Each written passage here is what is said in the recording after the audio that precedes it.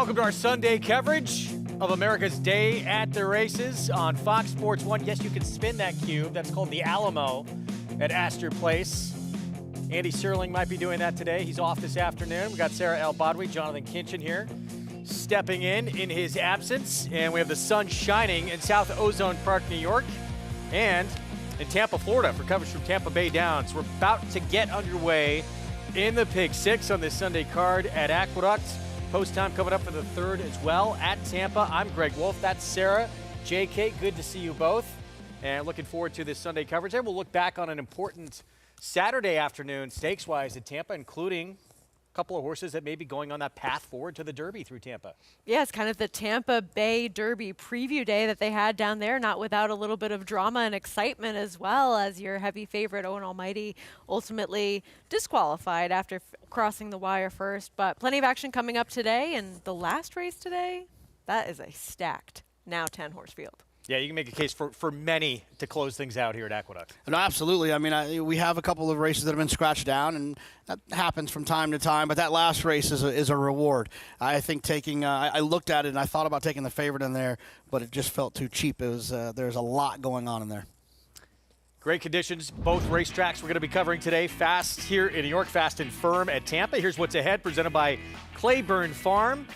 Again, Pick 6 coming up. Races 3 through 8, we'll bring it to you all. Pick 5 starts in the 4th. And at Tampa, we'll have the 4th through 9th. Rails at 22 feet, by the way, on that turf course.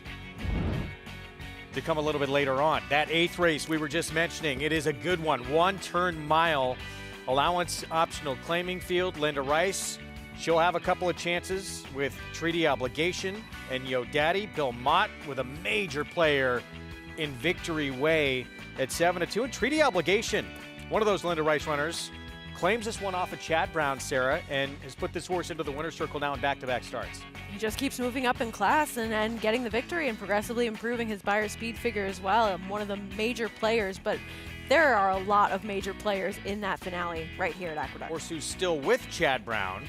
That's the 5 expected value. And JK, this one's been off since March. Been off since March, comes back with the ultimate equipment change, has been gelded since his last start, and there's a lot of opportunity here, I think, for this horse to take another step forward, to grow up a little bit.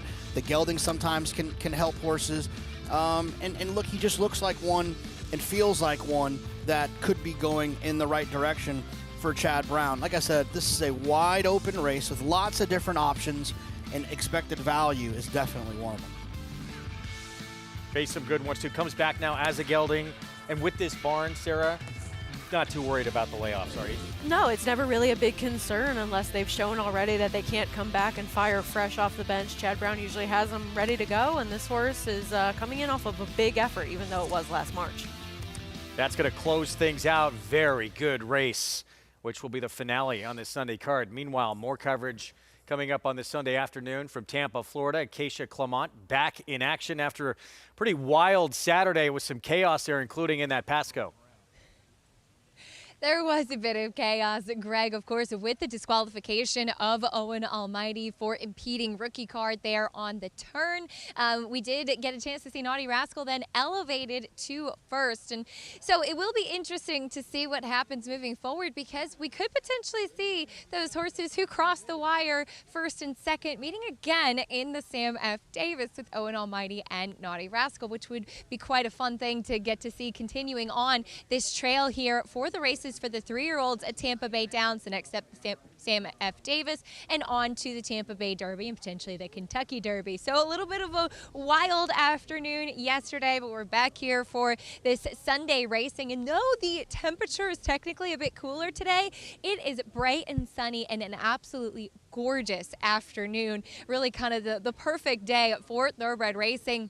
Coming up a little bit later on the feature, that 8th race will be a 6-furlong sprint with 12 horses carded today. So really competitive races, big fields at Tampa Bay Downs today. Looking forward to talking about all of it, and happy to be back here to enjoy what's always a really fun racetrack with a really kind of family-friendly, almost kind of fair racetrack type of atmosphere here at Tampa Bay Downs. So we'll be talking about a lot of fun stuff throughout the afternoon, Greg. And thank you, Acacia, including in that 8th race. Happy Bella is going to get on dirt for the very first time.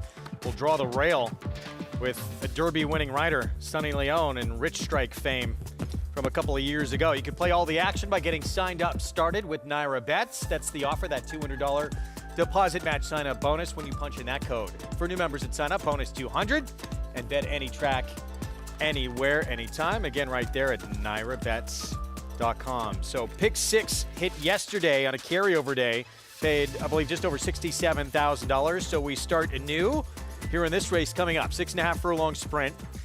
New York Breds allowance optional claiming field. Our post parade will begin with Mr. Sugar Daddy. Longest shot in the field yet to win since breaking his maiden, but everybody in this field still lightly raced, room for improvement.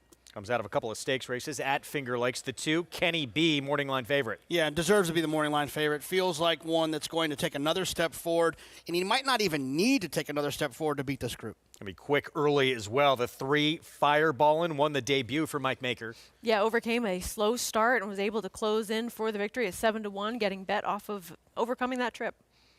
Soon to be king, battle tested, finished behind Kenny B 2 starts ago. Yeah, the situation here is that if someone pressures Kenny B, it could set up for Soon to be King. Soon to be King is going to need someone to pressure Kenny B. Patented Kendrick Carmouche warm up here on In the Chase. A horse that does have some ability and speed, but can he outrun Kenny B early on? And Super Swift to the outside, cutting back in distance and back to dirt from turf. Just feels like a turf horse. He debuted on an off-the-turf race. It feels like George Weaver's always wanted to have this one on the grass. He's a New York bred, though. What else are you going to do with him at this time of the year except for try the dirt? Well, the Notebook back on November the 16th. Second, third, and sixth place finishers all coming back out of there. And it's that rematch between Kenny B and Soon to be King, who were second and third in there, drawing the interest here. Kenny B, again, the big favorite.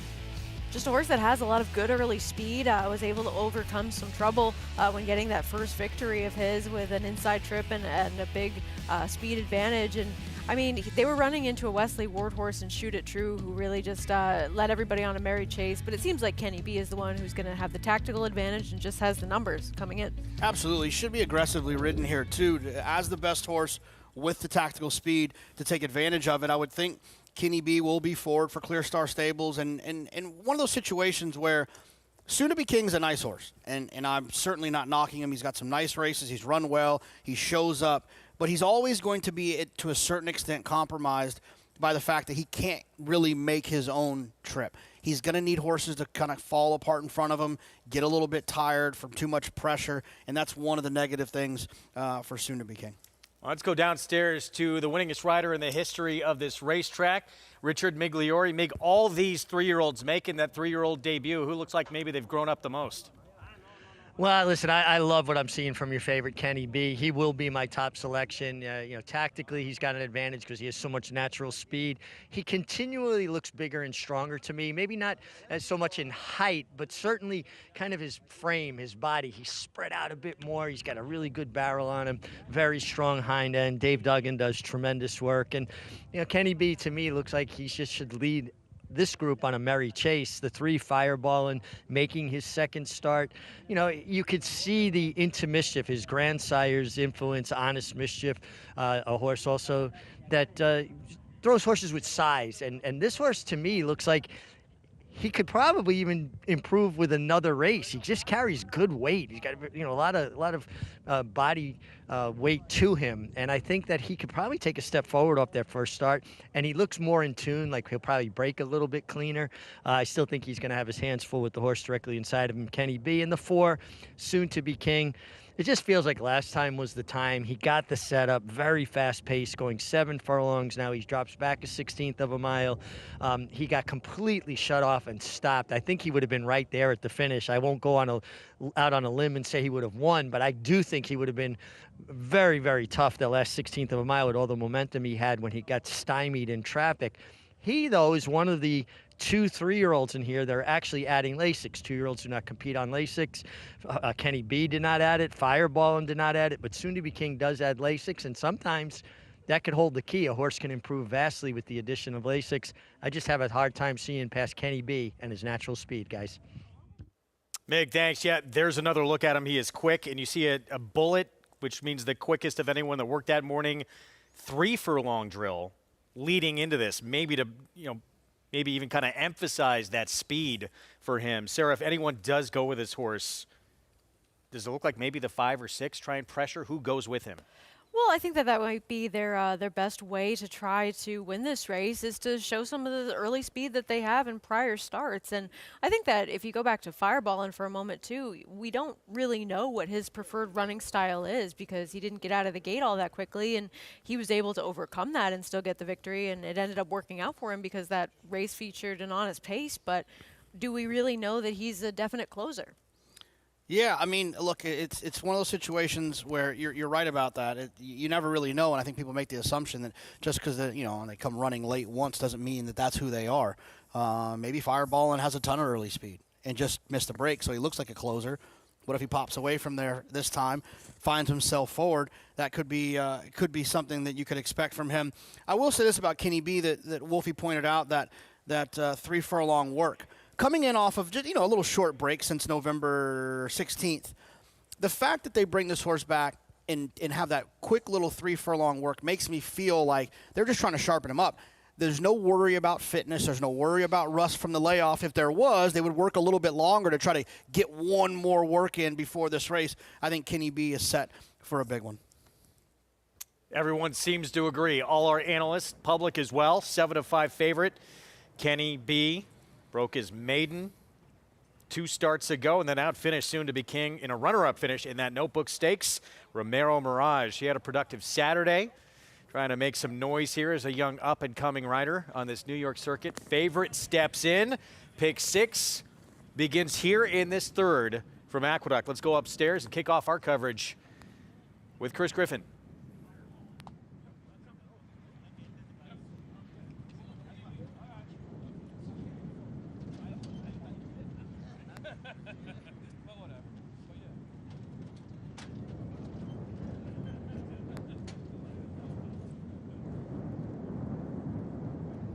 Soon to be king in the chase. Super Swift.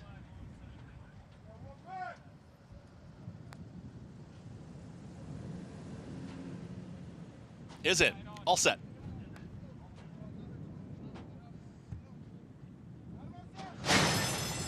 And they're off. Kenny B breaks very well from an inside draw and towards the outside is Super Swift. They're a clear 1 too early. Just off of them is Soon to Be King. Is joined to the outside by In the Chase. They're 3rd and 4th. Then comes Fireballing in behind them, a tracking 5th. The trailer, Mr. Sugar Daddy. Kenny B is the leader. Kenny B with a head in front, but here to the outside, Super Swift comes right back, and these two are head and head as they approach. 4 furlongs left to go. Now alone in 3rd is In the Chase. Just 2.5 in behind the leaders through a 23-1. Opening quarter mile at the rail. Soon to Be King is trying to keep up and Fireball and shoved along towards the outside. The trailer continues to be Mr. Sugar Daddy. To the outside, it's Super Swift. Now with a neck advantage on the favorite, Kenny B, who's got to come back towards the inside for Mirage. And Kenny B is now fighting on at the rail. Still there is Super Swift, is in hand. And Jose Lezcano's Super Swift have put away Kenny B so far as they reach the top of the stretch. Kenny B tries to battle back. Super Swift is up by a full length. Here comes Soon to Be King out in the center of the racetrack. In the Chase is now stalling just a touch, but making up mile ground. Super Swift put away the favorite, but here comes Soon to Be King to the outside. Super Swift is still game. Here's Super Swift up by a length still. Soon to Be King with every shot. Now cutting into the margin late. It's going to be a tight photo. Super Swift and Soon to Be King look like Soon to Be King on the final jump. It's a photo. Soon to Be King and Super Swift far back to 3rd. Fireballing in 1 minute 18 seconds flat. Tight in the end. It does look like Soon to Be King. I'll agree with Chris Griffin. And if it is, it's George Weaver, Eric Cancel, and the second win for this 3-year-old by King for a Day. Even if it isn't, it's George Weaver. Yeah. The only person in the world that wasn't holding their breath at the wire was George Weaver. What an outstanding finish, but either way, he was going to win, whether it be with the 6, who I thought was a turf horse, but ran extremely well here today, or the 4, Soon to Be King. I agree. I believe it is the 4.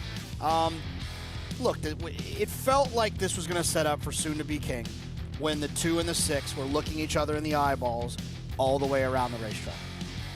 Yeah, I completely agree. And, when you have the benefit of having two horses in a compact field and they have differing running styles, and George Weaver gets to say, hey, one of you go pressure the horse that's going to be the favorite and is likely to be loose on the front end if we don't do something about it. And then having that horse to actually sit a little bit closer today than he had in some of his prior starts to be within inhaling range of the top two. And it worked out for Soon to Be King to get that, what has been an elusive victory, even though he's run well in many career starts. 4-6, 3-5 finish, 3-1 starts, and an upset of an even money favorite to start this pick six on our Sunday card. Big effort and defeat here from Super Swift as his stablemate comes and gets him here from off the pace. Soon to Be King with the victory under Eric Cancel. Prices for you. When we come back, we'll set up the late pick five, and we'll take a look back to stakes action from early in the card on Saturday. Todd Pletcher had the 2 to beat in the ladies. Turned out he only needed this one. Tizzy in the Sky. A dominant performance. Her form is strong right now.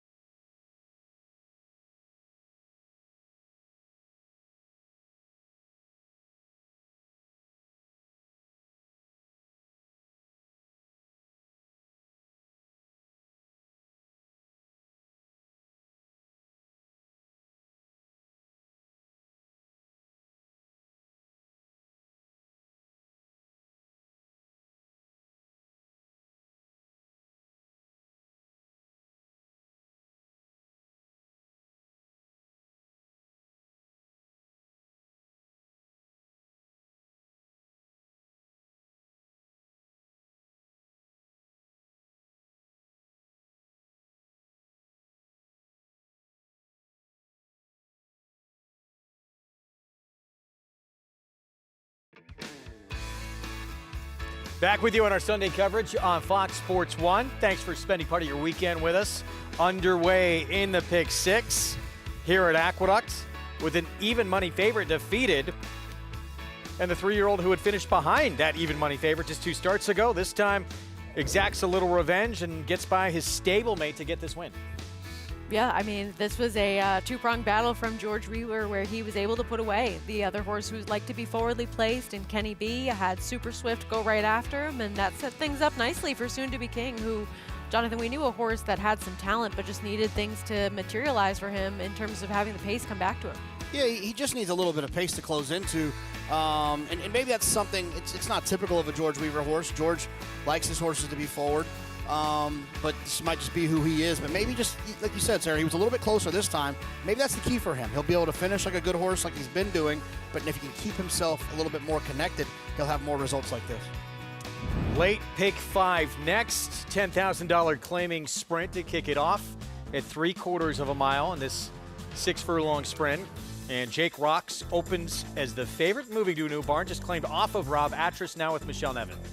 Coming off a tough trip last time, and if he can get back to that win 2 back, a horse that likes to be forwardly placed and seems to be rounding back into some good form. More on this field in just a little bit. Let's look back to Saturday. And race 2, it was early stakes action on the Saturday card in the ladies at 1 1/8. And Tizzy in the Sky, just in incredibly sharp form right now for Todd Pletcher.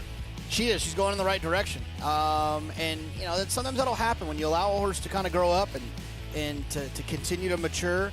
You could end up getting performances like this. And Todd ran 1-2 here with Tizzy in the Sky and Julia Shining. Julia Shining back there in those Stone Street golden Stone Streak silks, where she just is just such a grinder. She's never going to be able to do what Tizzy in the Sky did, which is get her own trip, dictate the race, and that's exactly what she did. Yeah, all career wins have come right here at Aqueduct, and she was able to adapt to an aggressively ridden comparative who wanted that lead early on. And Kendrick Carmouche saw no problem with that, took Tizzy in the Sky right to her outside and stuck with her, and ended up just having a tactical advantage over Julia Shining and able to get another victory. So that's 2 in a row for her. Yeah, 3 of her last 4, all of those stakes wins, and a record 5th victory in this race for Todd Pletcher. Tizzy in the Sky, it doesn't matter who you're doing it against, but she's been doing it against pretty good company too. 6 wins, 4 seconds, so 10 of her 14 starts she's been first or second, and now closing in on $600,000 in earnings for Tizzy in the Sky. As we take a look at our upcoming stake schedule here at Aqueduct Busanda on the 18th, Interborough on the 25th, and then we get back on that Triple Crown Trail February 1st with the Withers. We'll also have the Toboggan and Ruthless. And then February 8th, some New York breds in action. Well, interesting to see who's going to line up in that Grade 3 Withers. It's always, yeah, absolutely. It's going to be interesting, like you mentioned. But that's what's great about this time of the year, right? Is everyone still has a chance for the Derby. No one's dreams are crushed yet. No one is, oh, my horse is a sprinter. Everyone still has a little bit of hope, and that's what's fun about this time of year. Yeah, you get lots of competitive races because everybody wants those points, and they haven't really proven with their horses yet that they can't possibly make that starting gate the first Saturday of May. Seems so far away, but things change so fast on this Triple Crown Trail. It's going to be fun. We're going to take a timeout. We will be back. Kendrick Carmouche, you just saw him with that victory on Tizzy in the Sky in the ladies yesterday. He is off to a very fast start in 2025 and always maintaining that positive attitude. We'll see a lot more of Kendrick on this Sunday card when we come back.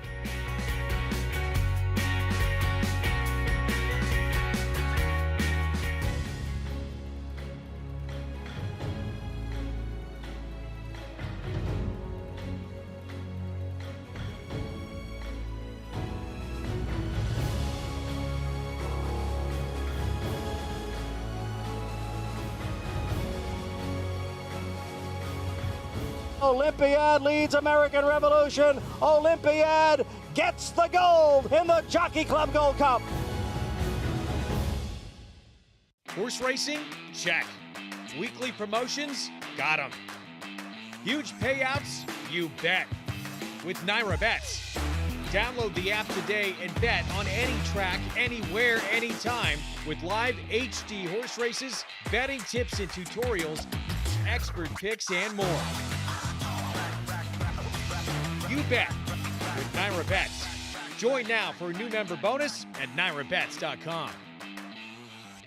At the Keeneland September yearling sale, the premier thoroughbred auction venue in the world, Mandy Pope of Whisper Hill Farm signed the ticket on the $5 million sale topper by Curlin, bred by Stone Street Thoroughbred Holdings. He was one of $5 million plus yearlings by Curlin to sell.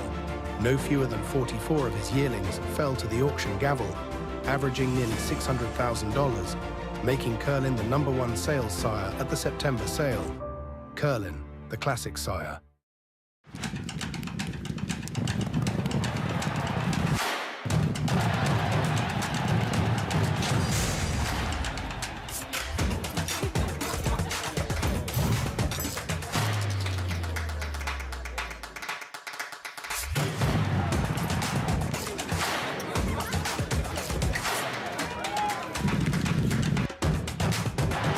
This is my Oaklawn.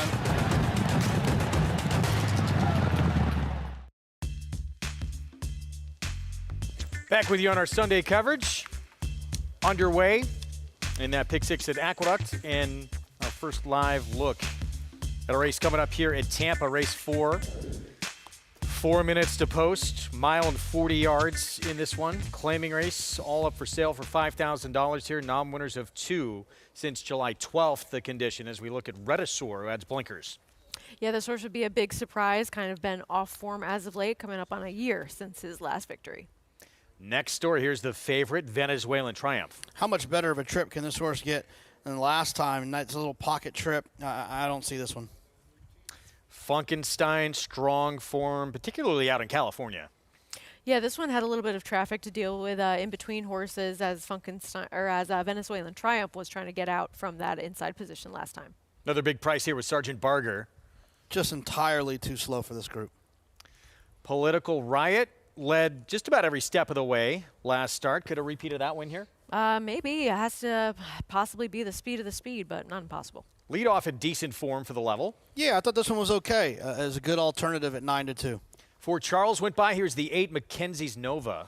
Yeah, Mackenzie's Nova was 20-1 last time. Sat close to a slow pace and wasn't able to do it. 70-70 Cat has had plenty of opportunities at the level. Yeah, another that would be a major surprise in this spot. Big price. Actually jumping a condition here too. Falcon's Fury, big price outside. Alfredo Clemente. Yeah, just has to get faster and needs to just be a little bit more trustworthy, right? There's been some shorter prices in the past and hasn't been able to get it done. Well, let's go to Acacia for more. It's Venezuelan Triumph. Acacia 5-2, vying for favoritism on the board right now. Did have an impressive win here back in November. Yeah, certainly did, and we'll try to keep a straight course today, as Sarah mentioned. Just a quick note first that on the number 4, Sergeant Barger, a long shot. There is actually a jockey change. John Geraldo going to be aboard, make the weight 120. Sarah was unseated in the last race, but thankfully did walk off on her own power, but will not be riding this race. But as far as the 2 Venezuelan Triumph is concerned, as you said, it was an impressive victory 2 back, but just really drifting last time out, which I obviously don't love to see. And the winner, Chivalry, who has a ton of backlash, really cool older Florida-bred horse as well, was wiring the field. But this horse today, looking at Venezuelan Triumph, is outfitted with a ring bit and very large blinker cup, really closed in. It's hard to tell on the video if it's kind of the similar equipment of what he was wearing with those black blinkers, but a pretty significant coverage there to hopefully try and keep him in a straight course. Physically looks great, well turned out for Juan Avila, as his horses always are,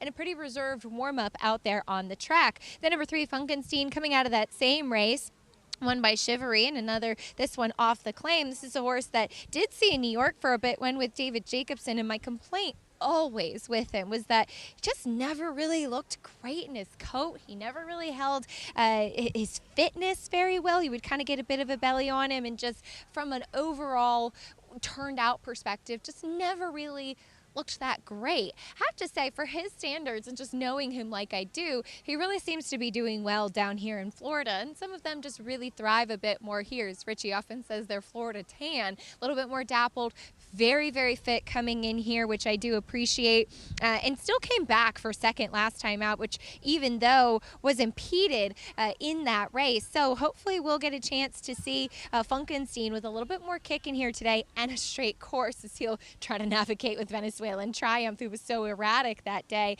I am going to land, though, on the 8 Mackenzie's Nova. First time on the dirt for quite some time last time out, and he was a big price, and I thought, yes, did flatten a little bit, but it was off of a little bit of a layoff, and that was against open 6250 types. Today, coming into this dated condition claiming race, so I do take this as a little bit of a drop in class. I think it's kind of a sneaky look at the conditions, and with these lower level claiming races in Florida, that's one of the things that I found you have to take an extra look at. Just from the physical perspective, this horse looks the best.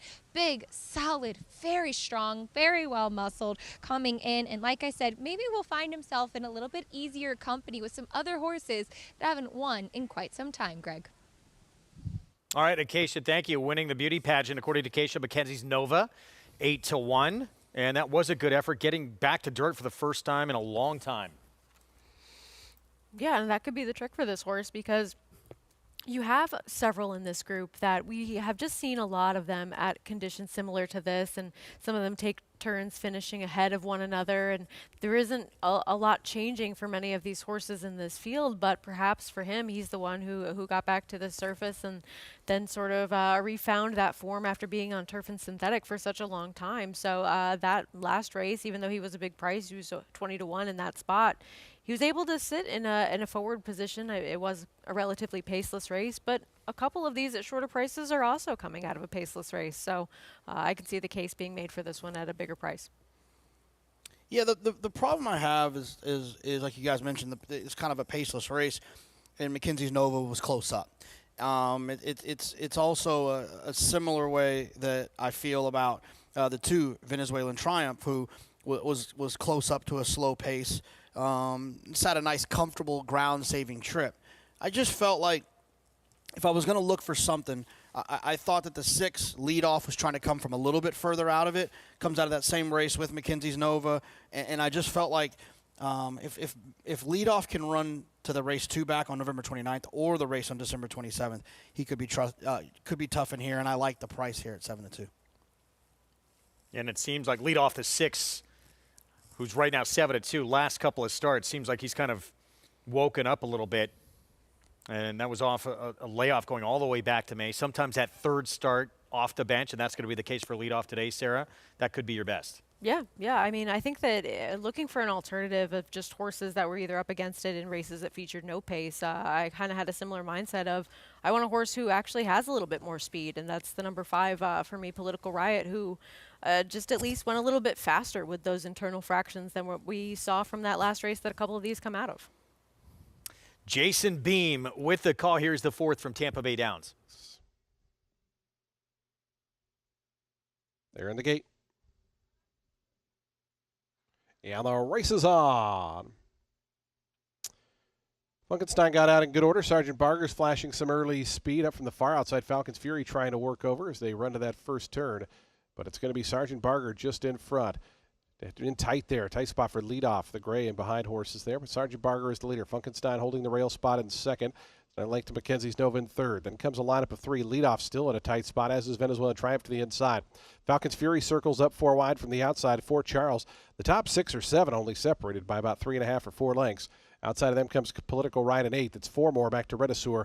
And the old veteran 70-70 cat is the trailer, 10th and last as they go up the back stretch. Long shot Sergeant Barger through an opening quarter in 24 2/5 seconds. Leads it by a length to a lineup of 3. McKenzie's Nova out wide between horses. Lead off down at the fence. Funkenstein. Now Political Riot starts an early bid up on the outside. Here's Political Riot, who was 5th, now up to 3rd, but going to be 3 or 4 wide as they run to that turn. Venezuelan Triumph got shuffled back there, is being joined by Fort Charles between horses out wide. Falcon's Fury. Redisur trying to get going. 70-70 cat still trails. 49-1 the opening half-mile time. Political Riot continues that big sweep on the outside, is all the way up to Poconos in front of McKenzie's Nova, who battles on between horses. Sergeant Barger back to 3rd. Then comes leadoff Falcon's Fury, Fort Charles, both trying to get a move on as they come to the top of the stretch. Political Riot, Elijah Greenidge trying to sustain that bid, have to make 3/16 of a mile more. McKenzie's Nova, Venezuelan Triumph comes onto the scene on the outside in the white cap. Leadoff trying to re-rally after some trouble early on. Final 16th of a mile left to go. Political Riot, Venezuelan Triumph getting up there, and Venezuelan Triumph grabs the lead late. Leadoff on the outside, Venezuelan Triumph, and Marcos Meneses a length in the end. Leadoff was 2nd. 3rd went to Political Riot. 4th was close. We'll call it a photo for 4th and 5th. Venezuelan Triumph, a winner here at Tampa against Open 8000. Wins against non-winners of 2 in a year. Easier condition here in a rematch with Funkenstein. Yeah, able to keep a straight course today and really go after what ended up not being a super hot pace yet again. And leadoff ended up getting up for 2nd after Political Riot made a little bit of a sweeping move, but I think he ended up being your favorite. Yeah, it's Venezuelan Triumph was just better, and it's one of those situations where if you look at the race 2 back for Venezuelan Triumph, that race obviously comes back and wins. I just was extremely disappointed in the way that he ran last time, which was part of the reason that I couldn't find him here. Back to New York. Late pick 5 coming up here, this 6-furlong sprint. And there is Jake Rocks on our screen. 8-5 right now. And you look 2 starts back, and there's a smiling Kendrick Carmouche who will be aboard. That was a big effort at Parks. Can that form translate here? Well, it has in the past. I mean, we are very familiar with Jake Rocks on this circuit for different barns at different times. The 9-year-old is one that we have seen plenty of and has had plenty of success here. So I think that he's one that if he can run some of his better races, he makes a ton of sense in here. And he had a tough time of it last time out, so I think that race can be forgiven. Yeah, I think you can definitely ignore the last race. I think the pace is the biggest question of this race. The 1 and the 3 both feel like the types that are going to be forward. The 7, Thank You John, towards the outside, also has a little bit of early speed, but he has that outside comfortable draw where he doesn't necessarily have to get himself involved in the nonsense that the 1 and the 3 might kind of be forced to from those inside positions. Here is Kendrick Carmouche on Jake Rocks. Again, the current favorite. Very short price on him right now, but coming in with, if you go 2 back, some of the better races as of now. Can't beat me. He's been beaten quite a bit. Yeah, can't beat him at what? A horse race? Quick Hammer, another major player in the race, 8-5 morning line. Likes to show some good early speed and coming back off of short rest, just ran on January 2nd. As Manny Franco aboard, Persistent Danger. I thought it had an outside look, JK. I think this horse is going to get a great trip. Sarah will probably talk a little bit more, but you have to identify whether or not this horse is good enough. Going to get the right trip, though. Jackie Davis will be aboard G Munning. A horse that at one time had quite a bit of ability in fast races. He was against the track last time out, but needs to improve. Dad's good runner. Got to go back to June for his last win. It's 8-1 in this race. It's a little surprising. 20-1 morning line. And thank you, John. I feel like this number's, well, it's starting to come down now a little bit, but a player here, he's 5-1. Yeah, a little bit of a shockingly big price for him right now. I think that he's going to be taking a little bit more money as we get closer to post time. I know Jonathan has some interest in this one and has a chance. Pick 5 pool, $124,000 and growing. And a look there at Kendrick Carmouche. On the favorite, Mig, that's Jake Rocks. Yeah, Jake Rocks makes a very favorable impression from the physical perspective. He completely got shut down last time, but it is a little bit concerning. What kind of trip does he work out from post 1? He can show good speed at times. 2 back with Kendrick, he went gate to wire. At Parks, I don't know that he has as much natural speed as the 3 Quick Hammer, who will be my top selection. I think he's a good possibility. Quick Hammer gets loose here under an aggressive Manny Franco. Looks spectacular in the paddock. Wayne Potts' horses tend to make good physical impressions, and he certainly did. A horse that almost won me over, guys, but I went in a different direction, was the 4 Persistent Danger. Looks outstanding, great coat, really like the way the horse looks at overall general good health. But I do think that this horse will be better with a race. Hasn't run since May at Finger Lakes. Has been off, considerable amount of time. He is a 6-year-old. I know myself, as I got older, if I was off a little bit from an injury or something, always took me a little bit longer to get to optimum fitness level. And I just think, and full disclosure, not knowing the horse well, I don't have any notes on this horse. Just looks like he's carrying a little extra weight, but I do think he's a player, and I think he's a horse that I'll look for going forward with a race under his belt. I think most of us could say the same after the holidays. Pick 5 pool. Getting up there, closing in on $150,000. Persistent Danger. Here's a look back to May 7th. This was the last time the 6-year-old ran. It's been a long time ago. Yeah, he ultimately ended up being my top pick just because I thought he would get a good stalking trip. If we did see a little bit of a scuffle on the front end in here, it's always a question of whether or not that'll play out on the racetrack. But I thought he could be close without having too much to do late. And he's run well fresh in the past before. And the spots that he's been in when he has come to run on this circuit, it was a long time ago. Gray Wing was not the Gray Wing that we saw yesterday, but he was able to finish ahead of him. 3 starts back for him at a big price, finishing behind Little Luca. So he certainly is capable of translating that Finger Lakes form. You turn the page. Do you guys make New Year's resolutions? It depends. I always say I'm going to. I don't always follow through with it, but that calendar turns to January 1st, and it is, for some reason or other, everyone gets that mindset, chance to start fresh. And this guy right here has started on a tear. Kendrick Carmouche on Jake Rocks. 8 wins from 28 starts and already $336,000 in earnings for Kendrick Carmouche in the new year. Yeah, I mean, look, Kendrick's one of those guys I feel like he wakes up every day with that New Year's resolution attitude, right? No matter what time of the year it is, wakes up wanting to find success, wanting to have a great outlook, a great attitude, it's hard to find him not smiling. So it's no surprise to me that with a little refocus at the beginning of the year that Kendrick's having the success that he's having. And he's on board, obviously, a major player in this one. How concerned are you with what Mig talked about with that inside post with Jake Rocks? Yeah, I mean, I'm never a fan of the inside post if there's other speed to your outside. I feel like it just forces the hand. Now, there's certain situations in a paceless race where I think the rail with speed is great. But Jake Rocks, has to be used from the inside to try to hold that position with the 3 quick hammer or even the 7 thank you, John.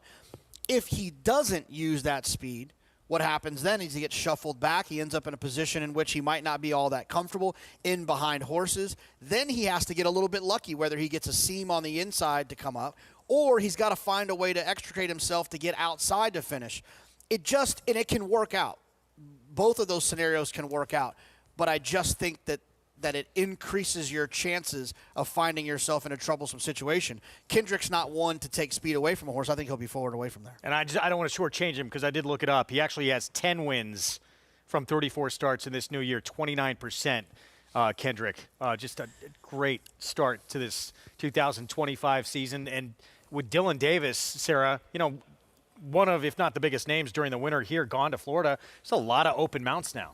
There are, and we are seeing an influx of some new faces on the circuit, which is always great to have some new to us riders here that we get to see on a regular basis. But we know Kendrick well, and we know his MO is to usually be aggressive, and I think that he will come out firing from that inside post. Just a matter of whether or not it ends up working out for him, because there is some other speed.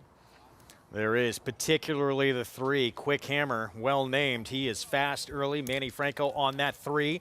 We'll see how much Kendrick Carmouche tries to pressure that one from the inside post. Late pick 5 starts here in this 4th from Aqueduct. Here's Chris Griffin with the call. G Money. Jackie Davis moving forward. Dad's good runner. And thank you, John, to the outside.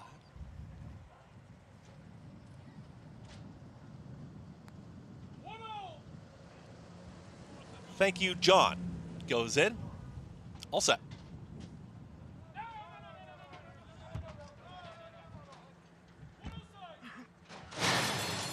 And they're off. Broken a pretty even line, but off a step slow was Thank You, John. In between horses, there's Quick Hammer and Manny Franco right out to the front. The lone leader, and Quick Hammer is now on the engine. It's Quick Hammer who's up by a quick 2.5, 3 lengths. At the rail, it's Jake Rocks who starts to move forward, wants to move in closer, switches to the 2-path to stalk that early leader. Right there as well is going to be Persistent Danger, and Thank You, John. Swift move there, got from the outside, got over to the rail, and now passes company towards the inside. A slick move there from Francisco Martinez as the leader is Quick Hammer. Right there is Jake Rocks to the outside of Thank You, John, who's a challenging third, 22.57 for the opening quarter mile. From the back, Dad's Good Runner starts to get going. Persistent Danger just in behind them, Can't Beat Me, and now the trailer is G Money. Quick Hammer has not stopped, and Quick Hammer is still well out in front. Now 6 lengths clear. Quick Hammer is just powerhousing away, and Quick Hammer is putting it away. It's Quick Hammer who approaches a final furlong, no turning back, but nobody in behind right now making up much ground, as it's all Quick Hammer inside the final 16th. Quick Hammer, much the best. Quick Hammer wins it, then came Jake Rocks, who will grab second. Thank You, John, third, and Persistent Danger, and 1 minute 10 seconds flat. Talk about running them off their feet. Manny Franco, Quick Hammer, does just that. As soon as the gates open, this race was over. I think Kendrick Carmouche even attempted to have some forward position with Jake Rocks, and he just wasn't fast enough early on in this race because Quick Hammer naturally quicker, and Manny Franco was able to assume the lead, cross over, get that inside position, and that was it. Nobody made a dent early on. This happens more often than not. You'll see situations like this where it feels like there's a lot of pace in a race, and these riders look at the form as well, and the aggressive ones are often rewarded for finding a way to become the speed of the speed while others are trying to avoid getting themselves in a duel. That's exactly what Manny did here. He opened up, and it was never really in doubt throughout the entirety of this race. That is using the best weapon of your mount to the full extent here. 2-1 Quick Hammer.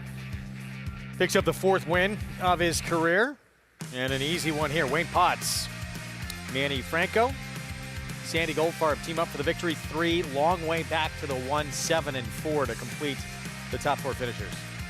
Yeah, this race was over very quickly in here once nobody else was able to have any forward position. Thank you, John. A little bit slow to go, but nobody able to match the early speed of Quick Hammer, and they weren't able to catch up to him late. Well, we talked about it early on the show. We'll take a look back to Saturday at Tampa and that drama in the Pasco disqualification resulted in this one getting the picture taken. Naughty Rascal for Gerald Bennett. And in the Gasparilla, dancing magic comes from off the pace, and Junior Alvarado with a win. Stay with us.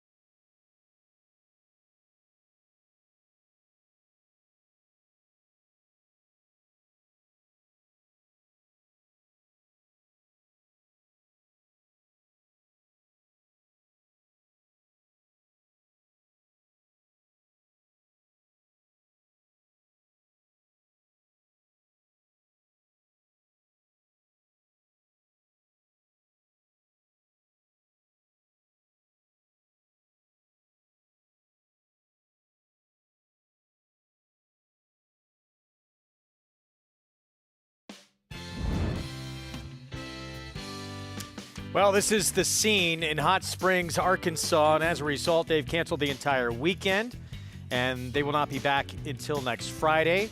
Hope everyone stays safe, stays warm, and we'll see them back in action next week. But yeah, freezing temperatures and continuing all weekend long. It reminds me of the race they have in St. Moritz, where they run on like a frozen lake. Do they really? No, they do. I think last year, a group of guys from the U.S. went and took a horse there, but I think it got canceled because of the weather. But yeah, they do. They run like a frozen lake with snow, and it's pretty crazy. Back in New York here, started this late pick 5. It was over pretty early, pretty much from the break. Quick Hammer puts this one to bed. Yeah, I mean, this is a situation where you have Manny Franco just looking over and realizing that none of the other potential speeds in this race were able to keep up early, so he crossed over on the path that Jake Rocks would have presumably had he been able to keep up, but nobody able to keep up early and nobody within shouting distance late. This was just an absolute blowout for a horse who was just quicker than everybody else. $6.90 for the victory as the 2-1 favorite. As we move on to the late pick 4, race 5, 6.5 furlong sprint. All for sale for $40,000 in this claiming race. Horses who have not won 2 lifetime. And as JK Mentioned a little bit earlier, a couple of these races hit with some scratches, and this is one of them here. As a result, this entry very short, 1-9. Yeah, I think both would have taken some money, but together you're dealing with a very short price group. Yeah, I mean, the tricky part about it is that the two interesting horses are the entry. Yeah. So we can talk to you about it ad nauseum about which one is more likely just for the sport of it, but the tough part about it is they're the same betting interest. All right, so we'll get back to this race coming up in just a little bit. Let's look back to Saturday action from Tampa Bay. And in the Gasparilla, Dancing Magic, Michael Campbell, Junior Alvarado. Junior, of course, that tough ride he got interfered with race earlier in the Pasco. Makes amends here. Yeah, the horse on the lead right here won a race for maiden 50, a maiden claiming race. So was a little bit overmatched from a class standpoint. And it jumps right about here is when you realize, oh, yeah, the horse on the outside is just a little bit better than the horse on the inside. Kind of looked like a stagger fest halfway through the stretch there, but Dancing Magic was the one with the momentum, and Junior Alvarado ended up having a pretty good day after that situation with Rookie Card in a race earlier, and able to make amends here with a horse who had plenty of starts coming in. Had shown some tactical ability and was able to get the right kind of setup with two pace setters that just ultimately didn't have enough gas in the lane. Meanwhile, in the Pasco for the boys, a race earlier. We talked about it briefly with Acacia earlier. Disqualification, horse who was best did cross the wire first. Owen Almighty gets disqualified, but both that horse and the horse gets put up for the win, Acacia. Both have aspirations to continue on this Triple Crown trail in Tampa. They certainly do. Both of them potentially targeting the next step here at Tampa Bay Downs, which would be the Sam F. Davis, and then on to the Tampa Bay Derby. So Owen Almighty for trainer Brian Lynch crossing the wire first, only to be disqualified. Irado Ortiz Jr. Saying that kind of in that pivotal point, he thought that Junior Alvarado and Rookie Card had no more horse and were kind of backing out of that spot on the rail. Unfortunately, with that DQ, putting him a little bit further down, even though he was really kind of the best horse in the race, but you can certainly understand it given how much Rookie Card was impacted at that pivotal moment in the race. But one thing I did notice as well, and mentioned this yesterday, it appeared that Owen Almighty kind of switched to his inside lead early, which horses will naturally do on the turns. They'll switch to that inside left lead and then ideally back to the outside lead into the stretch. But it seemed Owen Almighty kind of switched early. And looking back at my notes, he was a horse that was pretty headstrong even in the warm-up as well. And when kind of switching early into that turn, already kind of leaning in a little bit and with his head turned. So that's something to watch about Owen Almighty moving forward. But as far as Naughty Rascal, who was elevated to first for trainer Jerry Bennett, he had me laughing, saying that he was the barn pet and had been given a lot of snacks. So you can imagine he'll be more fit coming in to his next race. And for Gerald Bennett, who's been perennial leading trainer here at Tampa Bay Downs for so many years, he's never won a Tampa Bay Derby, Greg, and he says that this is a horse who would appreciate some more distance down the road and could potentially be that type for him. Yeah, it'll be interesting to see going forward for both these horses. And, you know, with that DQ, Irado Ortiz Jr. had talked about it. He was on the horse who crossed the wire first, Sarah, and Owen Almighty. He felt that, and, you know, too, with the horse he interfered with, Rookie Card, interested to see him if he gets a true trip, what he can do. He felt that Rookie Card was out of horse, and Junior Alvarado was sort of backing out of there anyway. But in the end, DQ made. Probably the right call, and we'll see what he does going forward. Yeah, seems like justifiably so. And I know that Owen Almighty was likely the best horse in that race after putting away other pace setters and holding off Naughty Rascal. But it'll be interesting to see moving forwards who really wants more distance and who's going to effectively stretch out as they continue towards that Tampa Bay Derby and eventually Kentucky Derby. Yeah, I mean, look, I don't think we saw the Derby winner yesterday in the Pasco, but that's okay though, right? I mean, I think that's what we talked about. This time of the year, it's okay to continue to dream. And yeah, I don't know if I necessarily don't agree with Irad that in that situation that he thought that maybe, I don't know if Junior was out of horse, but I'm not 100% sure he had solidified that position in that spot and had earned a right to that spot. I think that he had just kind of stuck his nose in there, and it looked a little bit worse than it was. But I wasn't out there, so I don't know for sure. But like I said, either way, I wasn't offended. Yeah, in the end, Naughty Rascal the win, but no doubt about who was best in that racehorse, who was DQ'd, Owen Almighty, and they'll likely get a chance to have that rematch on the Triple Crown Trail as we move into some of these more important races down at Tampa Bay. Up next, race 5, maiden claiming event. At a mile and a 16th on the turf. Again, the rail at 22 feet. All for sale for $32,000 in this race coming up. Right now it's the 8 who's favored. That is Hall Monitor, who is a first-time starter for Christophe Clement. We start with the 6, another first-time starter, Secret Power. Yeah, a horse that's not taking a lot of money here, but is by Catholic Boy, who won grade 1s on 2 different surfaces. Here is Hyper Venom from the inside. One of the ones with some experience, and the horse he did finish ahead of did come back to win yesterday, Wolf Beach.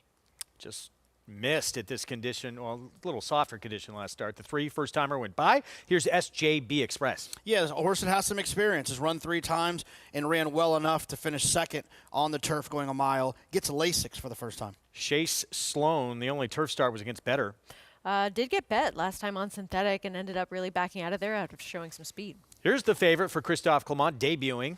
Yeah, you're going to see this. We see it often where you'll get a Christophe Clement or a Chad Brown or a Graham Motion that ships up to Tampa Bay Downs and takes a ton of money. Felix Slew gets on grass for the first time. Yeah, third start, third different surface. Did step forward second time out on the dirt, though. And no telling, showed a little ability, a couple back at this level on the grass. Yeah, a little ability at this level, but nothing that gets you too excited.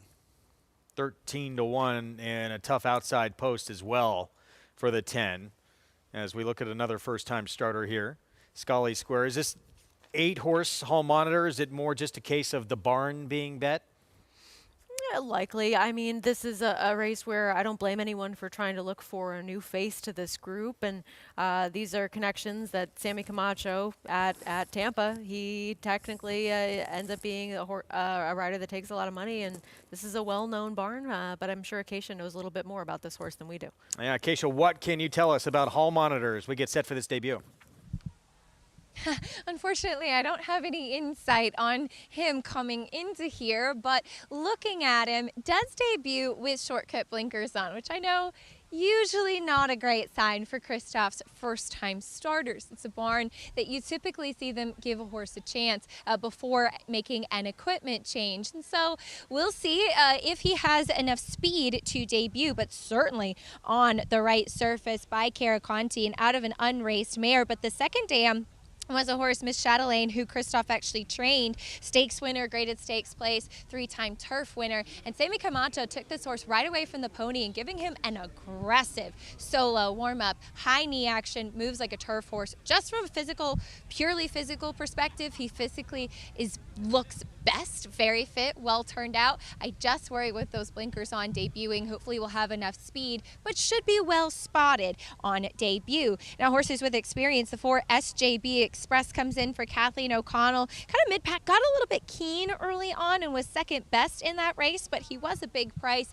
You do have to take a much shorter price on him today. A little bit to green, kind of acting up when first coming in, but settled nicely out on the track and incredibly fit, sharp like you like to see. And I do like that once they got the tack on, he kind of put a little bit of a damper on it, but coming in one of 2 horses for Kathleen O'Connell, certainly the one that I think is the one that you'd want in this spot. Now the 5 Chase Sloan comes in off a bit of a layoff. Obviously I've not seen this horse before, but not having run since October, I do really wish he just had a little bit more muscle mass and conditioning on, especially in his hind end. He's fit in that there's no excess, but just really kind of lacking that substance, bring that top line up a little bit, strengthen up in his hindquarters, which sometimes you can really only achieve with a race. So that was a little bit of a disappointment for me, because I did want to give this horse another try, because this turf race 2 starts back, he was pushed very wide onto the first turn with another horse who was very headstrong throughout the running of the race and then kind of chasing wide. If he just finds himself in the right spot today, I think that he could really be a player on the drop-in class given that turf form. We'll see if he will need a race off the bench though, Greg. All right, Acacia, thank you. Making their way to the gate. In this 5th race coming up starts Tampa Bay Downs, late pick 5. And again, it's a first-time starter, big-name trainer, but a big-name trainer with a horse that's debuting, that he's dropping in for a lower-level claiming tag, not usually a great sign. Not a great sign to start with, but Acacia mentioned it. The fact this horse debuts with blinkers, from her knowledge of the barn, is not an ideal situation. And while she was saying it, I looked it up. First-time starters, Christophe's barn on the turf with blinkers, 0 for 14. So a horse like this, who we don't know anything about, the horse has been working on the dirt at Payson, shows up here at Tampa in for a tag and is the favorite. I think that this is an absolutely horrible wager on this horse at 2-1, and you're supposed to look elsewhere. It looks like, Sarah, just kind of a default, let's go to the big name barn, a horse we don't know anything about.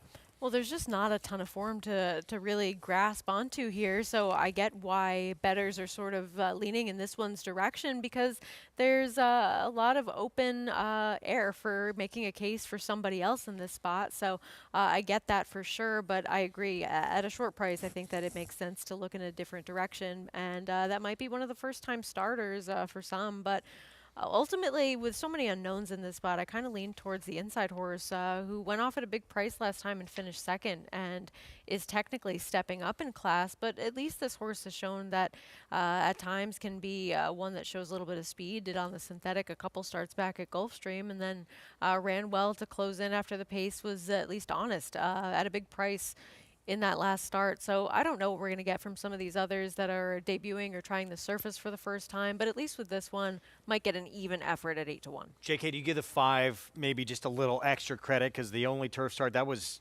Maiden Special Company at Gulfstream? Yeah, the 5 is who I was going to go with as the alternative to the favorite here, the 8 Hall Monitor. I'm going to go with the 5. And I agree with what you're saying. That Maiden Special Weight race 2 back, got a fast enough figure that day. Tried the synthetic at a short price. That didn't necessarily work out, but that's you could draw a line through that race. Had 2 synthetic races that weren't great. So the 5 for me would be a great alternative. The 9 is taking some money, and you know, with these tonalists you can get both surfaces, but this horse just never really took any money in the 2 starts, which makes me a little bit leery. I'll go with the 5. 7-2 on Chase Sloan. Sonny Leone of Rich Strike fame will be aboard. That massive Kentucky Derby upset winner from a couple of years ago. And now 3-1, price continuing to come down on this one. Yeah, the only turf start beat about half the field that day in a much better group. Jason Beam the call. Here's the 5th from Tampa. Hector Diaz Jr., no telling. Complete the line. They're in the gate. And the race is on. Secret Power broke outward at the start, came into Hall Monitor. In the center, it's Chase Sloan flashing some good early speed up from the outside. Felix Slew and No Telling are quick. Secret Power, after that bumpy beginning, is now up to 4th as they come into the stretch for the first time round. It's going to be Chase Sloan and Felix Slew. Those two go on with the best. No Telling moves over with Secret Power. They're now back 3rd and 4th. They've quickly got 4.5 ahead of SJB Express, who's back 5th. Then comes Hypervenom in 6th. Secret Power's been all sorts of trouble there for Henderson Gonzalez into that first turn. No Telling got taken out to about the 5 or the 6 path. Let's go back to the front here. Up top, Chase Sloan still leading it by a half length to Felix Slew. The troublesome Secret Power in 3rd, 2 lengths off the top. Then comes No Telling, who works over to the inside. Break of 2.5 more. Back to SJB Express. Outside of that one is Hypervenom. 3 more back to Hall Monitor, and it's another 5 or 6 back to Scully Square, who's the distant trailer. They have a half mile left to go in their journey. 22-2 the opening quarter, 47 for the opening half, and Felix Slew pulls right up alongside of Chase Sloan. Those two on level terms past the 3.5. They're 3 lengths clear. Down on the inside, No Telling, Secret Power. They're right together, 3rd and 4th. In behind that comes SJB Express in the yellow color, starting to advance a touchdown at the rail with Hypervenom. Hall Monitor going to take toward the outside, is back running in 7th, but starting to gain ground on these leaders. They wind around to the top of the stretch. Chase Sloan trying to keep Felix Slew at bay. No Telling continues in behind them. Secret Power, Hall Monitor starting to move up, and Hall Monitor swings out to the center of the course. Final 3/16 of a mile left to go. Chase Sloan, here's Hall Monitor, a fresh challenge on the outside. Between horses, SJB Express is up to 3rd. A final 16th to go. Hall Monitor coming right up alongside of Chase Sloan, and Hall Monitor goes right on by. Hall Monitor and Sammy Camacho win on debut. Hall Monitor by 2. Chase Sloan was 2nd, 3rd went to SJB Express, 4th No Telling, 5th was Hypervenom. Hall Monitor, first time out. Christophe Clement Barn rolling down the stretch. And it got interfered with a little bit at the start, too, and was able to overcome that and sit a patient ride, ultimately just proving too much for this group. And JK, I don't know about you, but I have some questions that they actually went 22 and changed to the first quarter, if that's where the pace setter finished 2nd. Yeah, they were cooking if that's the case for this quality of race. I'm sticking to my gun. It wasn't the greatest wager in the world at this short price with everything pointing in the right direction. Now Christophe Clement, first-time starters on the turf with blinkers, 1 for 15. Hall monitor. First time out, a winner for the Clement barn. Prices when we come back. We're used to seeing this lady right here win a lot of races on the New York circuit. Linda Rice has got the 1-9 favorite entry coming up, and she'll have a couple of very big chances in that competitive nightcap as well.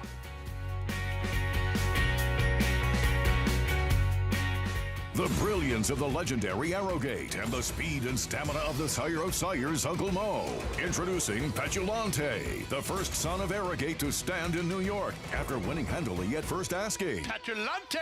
He's got a kick here, and he's going to prove much the best. He won or placed in all 7 of his lifetime starts, including the Grade 3 Salvatore Mile. Petulante, Nimbus class, Petulante! Petulante, now standing in New York.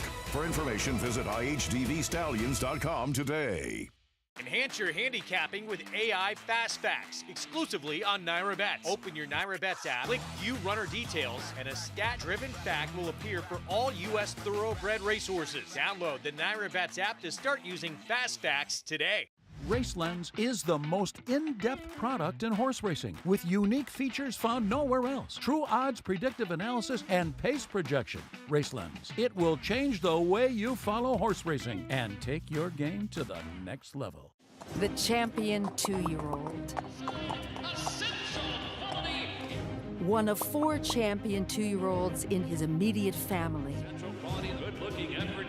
Essential quality at 2. Undefeated. Essential quality, though, has opened up by 5. Devastating. His own first 2-year-olds race in 2025. If they're anything like him and you've got a mare in foal, just imagine. Racetrack Television Network brings you every race, from every track, on every screen, every day. With monthly packages starting as low as $5, RTN gives you great value and access to more live HD streaming and race replays than anyone. Visit RTN.tv today to sign up and watch on almost any device, including Roku and Amazon Fire. RTN has packages that start at $5 per month.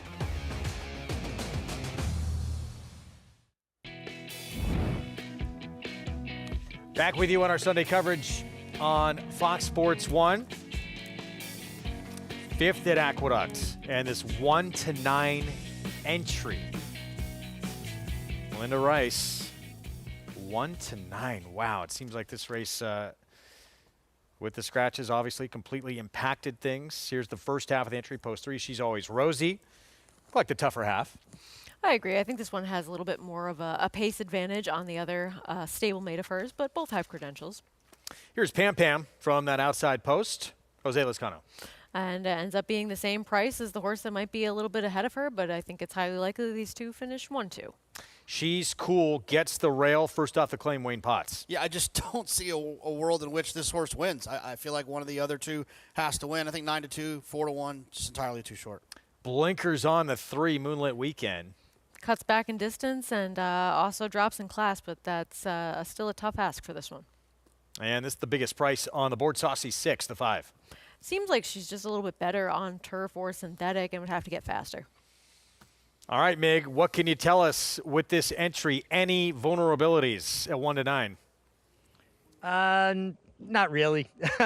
And that's what I always look for, particularly with, very short-priced horses. Is there any, kind of chink in the armor, if you will? But listen, the one, She's Always Rosy, is coming off a layoff. She does not have an extended work pattern. She's only got 3 works, published works anyway. But I got to tell you, it's funny. Horses come in all different shapes and sizes like people. She actually looks fitter to me than the horse that's been running, the 1A Pam Pam. She looks very fit, very well put together, focused. She could play out to be the main and controlling speed here. And out of the entry, I actually like the one off the layoff a little better than the 1A Pam Pam, who's well posted and should be in a good stalking spot. They both look good. I am going with the 2 horse. She's Cool. Purely on looks. I believe she has to get faster, what I see on paper. But Wayne Potts horses tend to look good. And when they look good, they tend to run well. Caveat, I don't really think that the entry is vulnerable, but I am going with the 2, who's taking a tremendous amount of money here. She's Cool, but does look extremely physically well here in the paddock and certainly warming up. Yeah, 7-2 on She's Cool, who did outfinish the one. She's Always Rosie, who seems like the tougher half of that entry back on August 11th at Saratoga. She did. I think the problem, at least for me with this horse, is that she just seems to not really have any speed, and also occasionally has the propensity to not get out of the gate. And when you have this short, compact field, you don't want to be up against it in terms of a dynamic standpoint or give an edge to foes that are going to have more of a tactical advantage on you. I completely agree. And the thing about the fact that she's broken slowly for 3 different trainers. So that makes me feel like it's her, and that's just who she is. And in this group where she's already got a pace advantage, she's already outnumbered by the 1 and the 1A. I just don't see how she's going to break a little bit slow and find a way to overcome that versus this group. Getting back to that distance, though, for the first time, where she did outfinish the one. She's Always Rosie. It's been going a little bit longer since. And an interesting new face on the circuit on the 2 She's Cool, Sofia Vives. Sovereign Award winner in Canada as Outstanding Apprentice, and she's started to make almost an immediate impact here coming to New York. Yeah, she had a couple of big victories at Prices the other day, and is certainly one of those new faces that we mentioned coming to the circuit that already has credentials of her own, riding up at Woodbine, and certainly capable of making those connections here and getting on some live horses. We'll have the rail in this race in the rematch with She's Always Rosie. Here's the other half of the entry. Solid 1-2 punch here. That's Pam Pam. Outside post for the 1A. She's Always Rosie, post 3 with Kendra Carmouche from the inside. Is going to try and gun to the front, you would think, with the speed she has. 5th race here starts this pick 4. Let's send it upstairs to Chris Griffin for the call.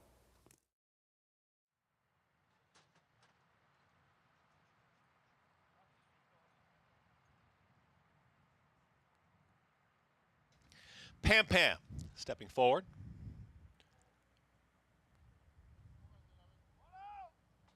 Will be last to load. Ended. All set.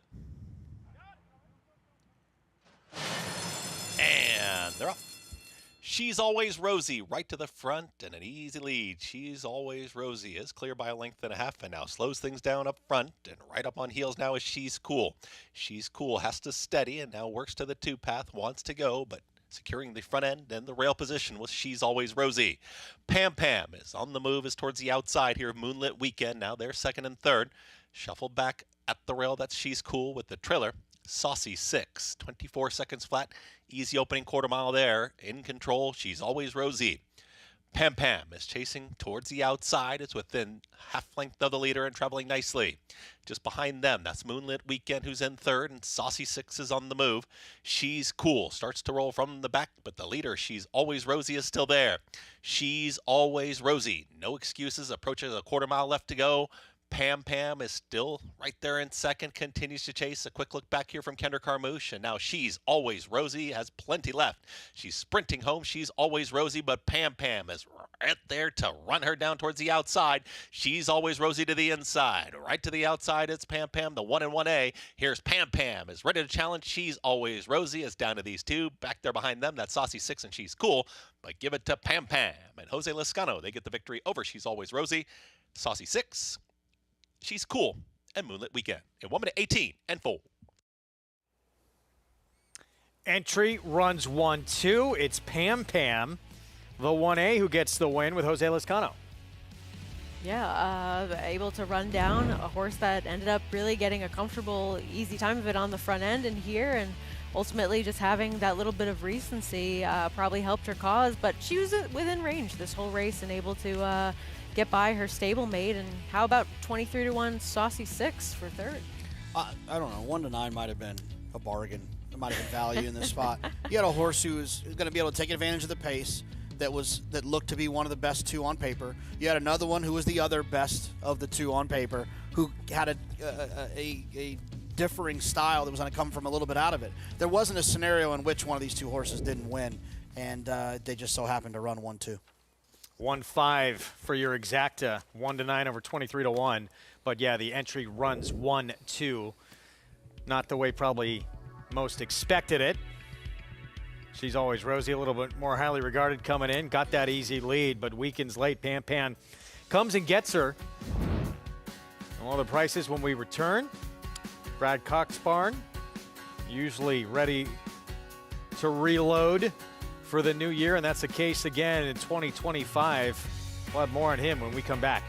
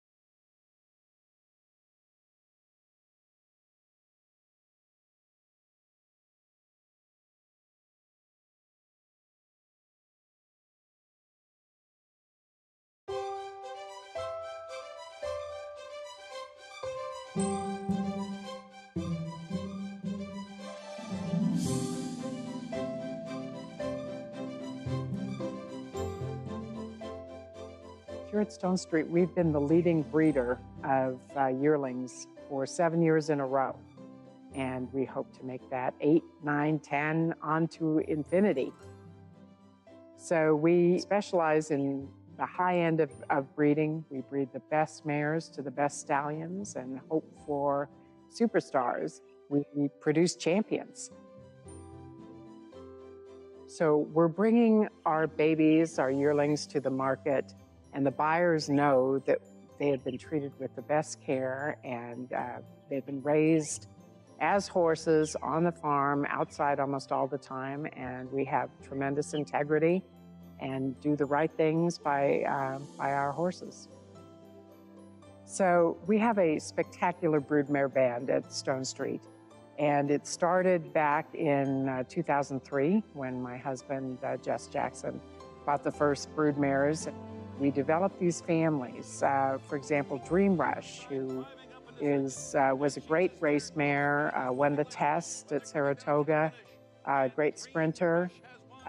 She was in foal when we bought her to AP Indy and produced Dreaming of Julia.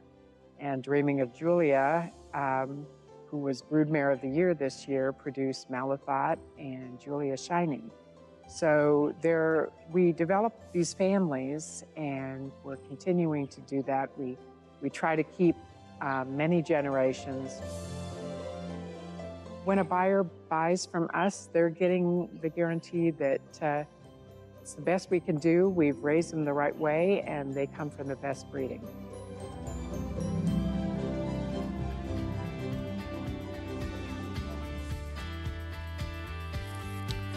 Back with you on our program, and those are pretty incredible silks. Stone Street has left an incredible mark in this sport.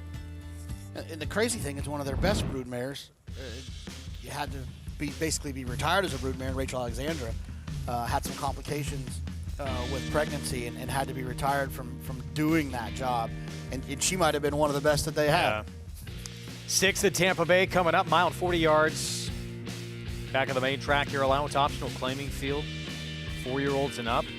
And Ethan Energy. We talked about Brad Cox going to break. This one early on showed some big ability in that maiden win at Fairgrounds. We'll see if this horse has some races to get back to that talent that he had showed early on. Yeah, Stone Street bred and raised here. So, I mean, this one certainly had some big hopes early on in his career and had a couple of starts and stops, but the ability is in there somewhere. He has this propensity to not get out of the gate all that fast. Been off since April of last year. 4-year-old debut coming up. Back at Aqueduct. The entry 1-2 here is Pam Pam. Gets by the stablemate. She's Always Rosie for the win. No big surprises in the wagering here. This one prevailing at 1-9, and maybe I know, Jonathan, you like this half of the entry a little bit more than I did, but ultimately big heavy favorites on the card, and maybe we thought that Proudfoot was going to be the shortest price of the day. Not the case here. No, they both felt extremely likely. It was just a matter of which one worked out the best trip, and it just so happened to be the 1A Pam Pam. It's not always the case that you'll get an entry where they both would be odds-on favorites as individuals in a race, and this is often the outcome when that happens. So an incredibly short price here in this 5th, with the 1-9 entry easily prevailing. We move on to race 6, 7 furlongs, and New York breds in a maiden special weight as they all try and get that first win on the resume, and the 1 and 2 both taken out of this race over the 5-horse field. And Gallant Greta, that was the morning line favorite for Mike Maker. A horse that's only had the one start on the dirt and didn't get out of the gate all that quickly, but was able to move up and make up some ground to finish 4th behind a couple that we have seen come back and run okay. Geopolitics able to finally break her maiden after that, and Grenadilla finally getting her maiden breaking score as well. So maybe prefers the turf, but certainly can handle the dirt. We'll take a time out. We'll get back to Aqueduct and this race from Tampa when we return. We'll see Ethan Energy for Brad Cox. The 1 horse, the 6-5 favorite, first start back since April of last year.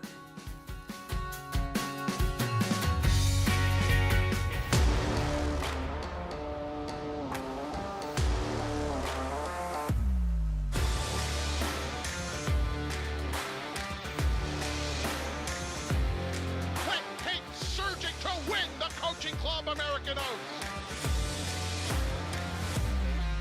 Forte to win the Breeders' Cup Juvenile.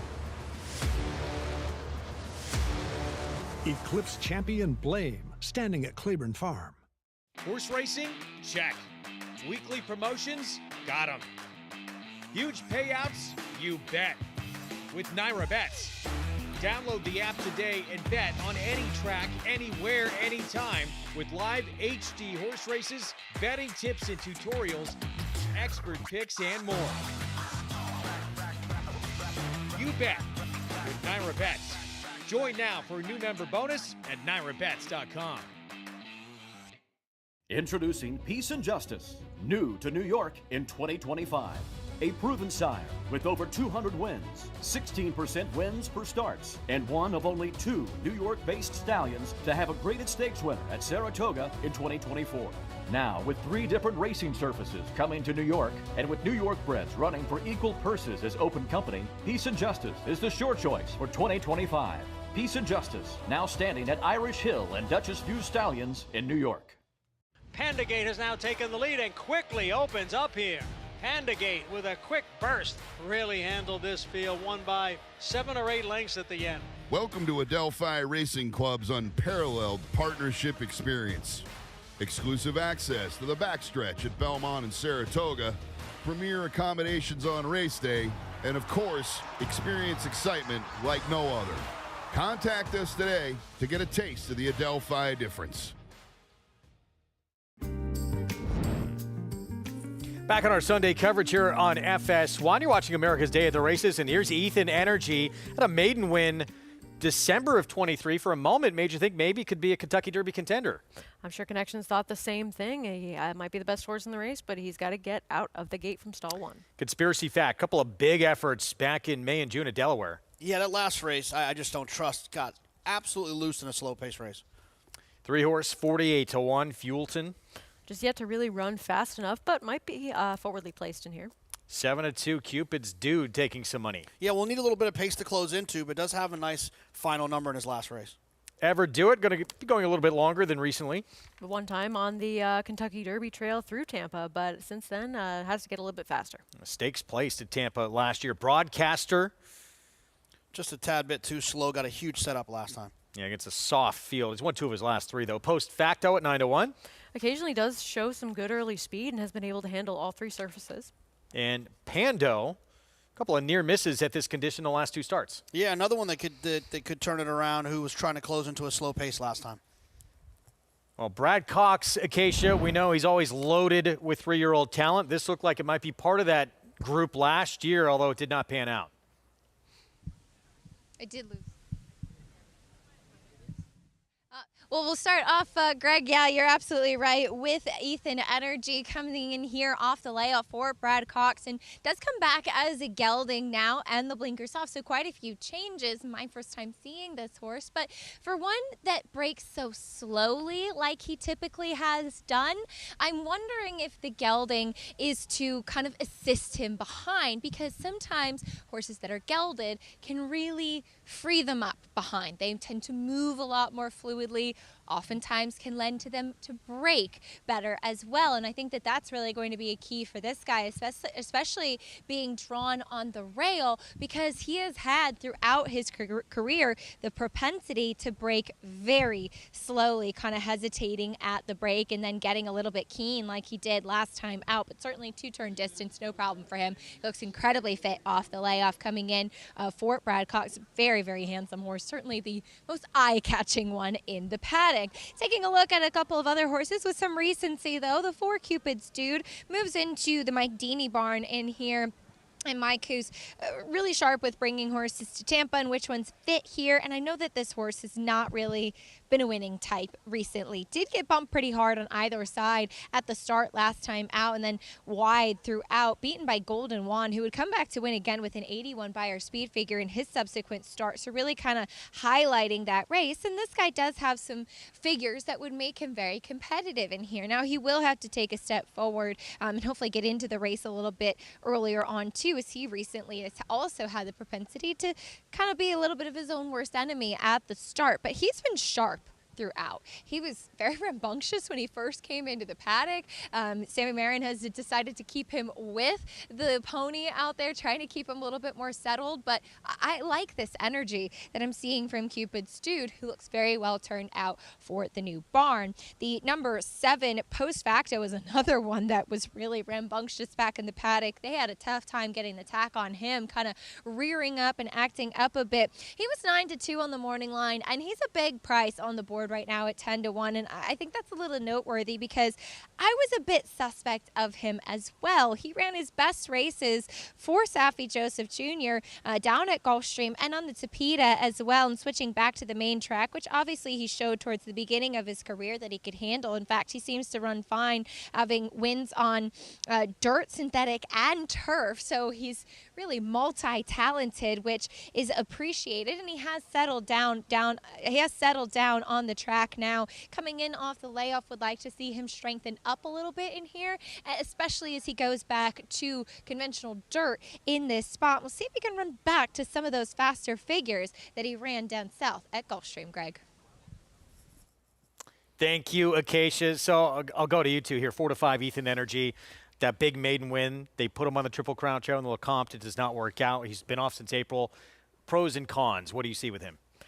I think that the biggest con, and Jonathan, I'll ask your opinion on this, is just that he's a bad bet. because he's a horse that has the layoff to contend with, and we trust these connections to bring their horses back fit and ready to go. But he draws down towards the rail, and there hasn't really been a start of his where he's shown that he can get out of the gate with any consistency or sharpness. And 4 of his 5 career starts, the note is even there in the past performances that he's off slow or a step slow or just giving himself a lot to do early on in his races. So he might be the best horse in this race, but at even money or 4 to 5, he's just not a good wager. He's just so much more talented than the rest of the horses in here. And I will say that he does have that run of having the bad breaks, and that, but he does also did go to the sideline. So typically, and he's been gelded. Absolutely. So the thought can be, and I'm no horseman by any means, but the thought could be that there was an issue that was causing him to break slowly like that. He was gelded. That can also cause issues in behind for horses. And so he's gelded, and now he comes back, and if he can break well, if he breaks away from there, you will know what's going to happen in the first 2 seconds of this race. If this horse pops away from there and makes the lead, it's over. Now, if he breaks slowly or is just right there with the group or finds himself in a jackpot, then you better hope that you bet one of these other ones. You didn't think Conspiracy Fact had a couple of races that put him in the mix?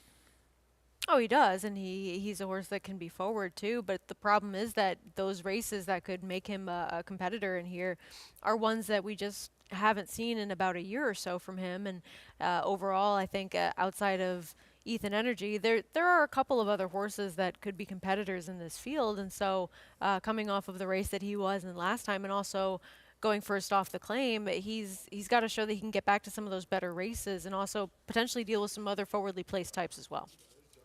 701, Conspiracy Fact, that's the 2. But 4 to 5, back down to odds on Ethan Energy. 4-year-old return for Brad Cox. Let's go to Jason Beam for the call. Sunday afternoon. Pando, Marcos Meneses to the outside draw. Goes in. They're in the gate. And the race is on. Ethan Energy, the favorite, away a little bit slow, came away last. Good start to the inside for Conspiracy Fact. Ever Do It's forwardly placed. They're stacking up front, is moving up post facto, but going to be wide as they run into that turn. Conspiracy Fact just in front. Ethan Energy, after the slow beginning, is rushing up now toward the inside as they go around that first turn. Post Facto and Conspiracy Fact, they're 1-2. Ever Do It is third. Right on the inside of that one comes Ethan Energy, the favorite, now back fourth. Then comes a lineup of 3. Pando out 3 wide between horses. Broadcaster, the gray down at the fence, is Cupid's Dude. It's a length and a half more. Back to Phaeton, who's the early trailer. They have just over 5 furlongs to go. 23-4 was that opening quarter mile time. And the leader is Post Facto. Ethan Energy coming up between horses now to challenge. On the far outside is Ever Do It, still right there. Conspiracy Fact. Those top 4 just separated by 3/4 of a length.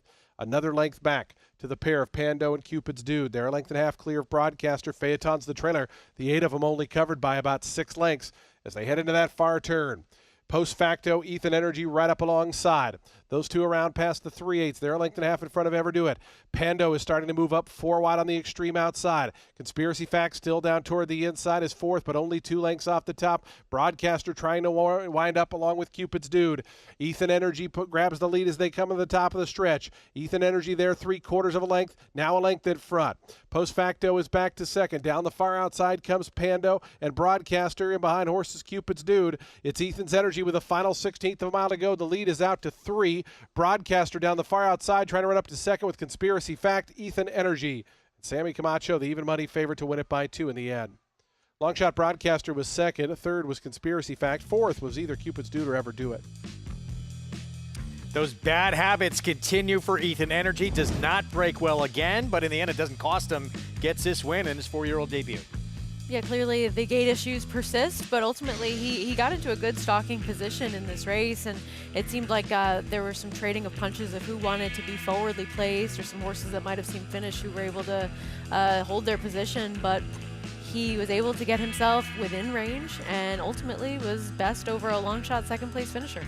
Just better than these horses, and I think when you see some of these big operations like Brad Cox and Steve Asmussen and Todd Pletcher and Chad Brown, one of the things their strengths is in numbers. They can put horses in spots they have their best chance to win, right? He had this horse down at Payson down in South Florida, much closer to Gulfstream Park, but finding the conditions right up the road way up the road to Tampa that fit what this horse needed to finally get another win and to get kind of back on the right track. Kinda Still crazy needs a break from the gate. with a horse of that ability to be in a condition like this. I mean, there's a lot of horses who've been in maiden claiming races. Absolutely, and that's, look, some of the best trainers are also good handicappers, understanding the condition book and where their horses fit, and Brad just showed us that right there. And he didn't have to risk them for $16,000 either, like several others in this field were for that $16,000 tag. So Ethan Energy wins that 4-year-old return. Meanwhile, back in New York, this 6th race, 7 furlongs coming up in this New York bred maiden special weight, 4-5 favorite. Gallant Greta, and I understand the morning line favorite. Should anyone be 4-5 in here? I mean, there's only 5 horses, so where else do you really go, right? So you feel should be 4-5? Based on that first race and others having a lot more opportunities, I wouldn't be surprised to be a heavy favorite. Here she's a natural to start things off, 0 for 29. If start number 30 is the magic number for this one, she will do it without me stepping back up in class to maiden special weight. So Gallant Greta, 1 start on dirt. It was the debut, and then went to grass the next 2 starts. Yeah, look, she's a grass horse, but she's just better than these other horses, so I don't care what they're running on today.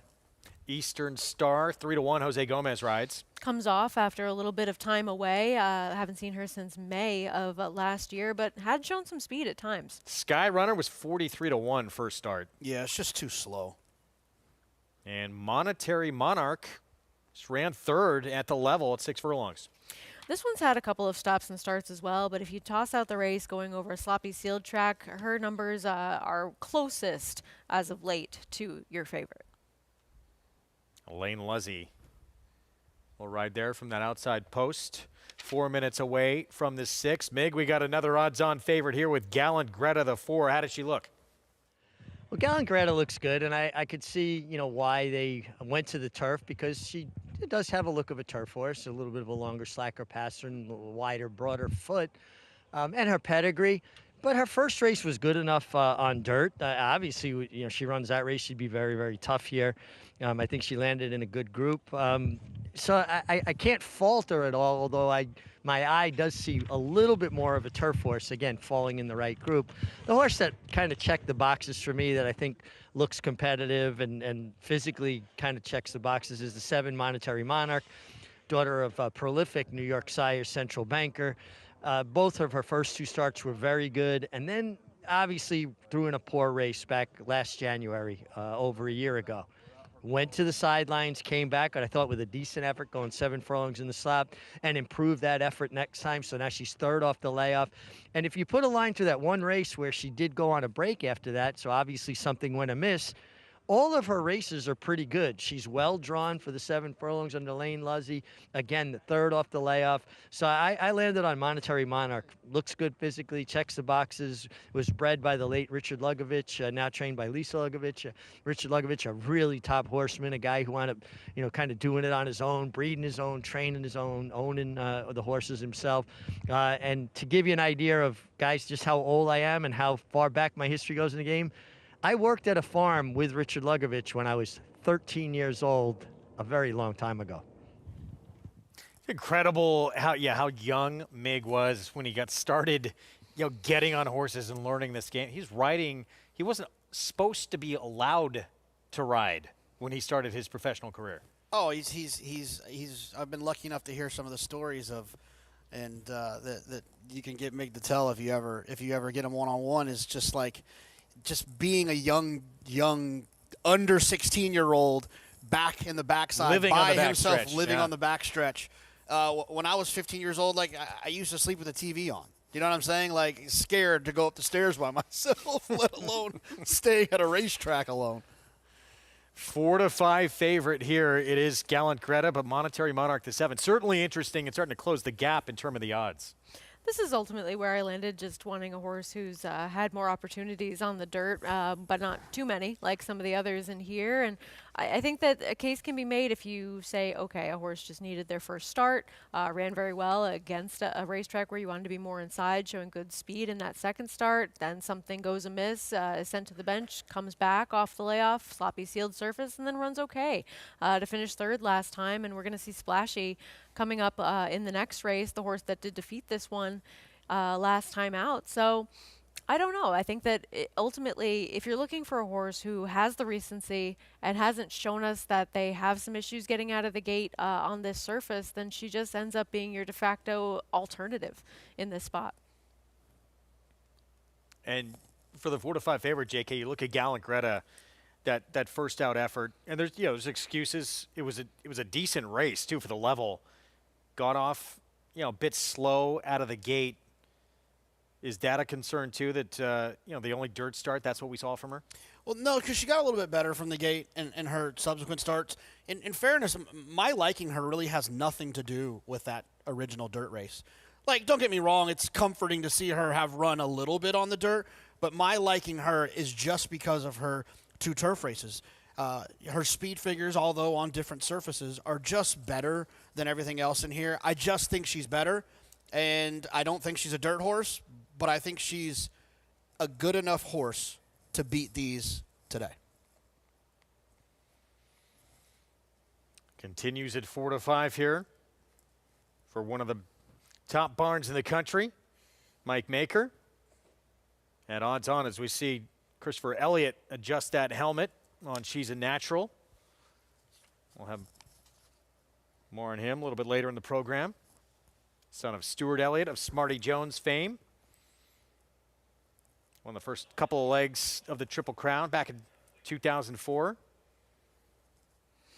And this young man, wherever he's gone at a few different racetracks, has won with his very first mounts on those circuits. Yeah, wasn't even born yet when Smarty Jones was making his bid for the Triple Crown. Makes me feel old. Here's the favorite, 4-5, Gallant Greta, Louis Rivera Jr. for Mike Maker. As we get set for the 6th. Let's go upstairs. Chris Griffin, the call. Skyrunner.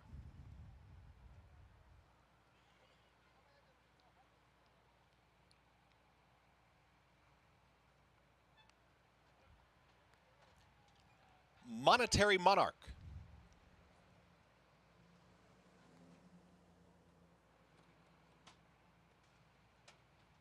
All set.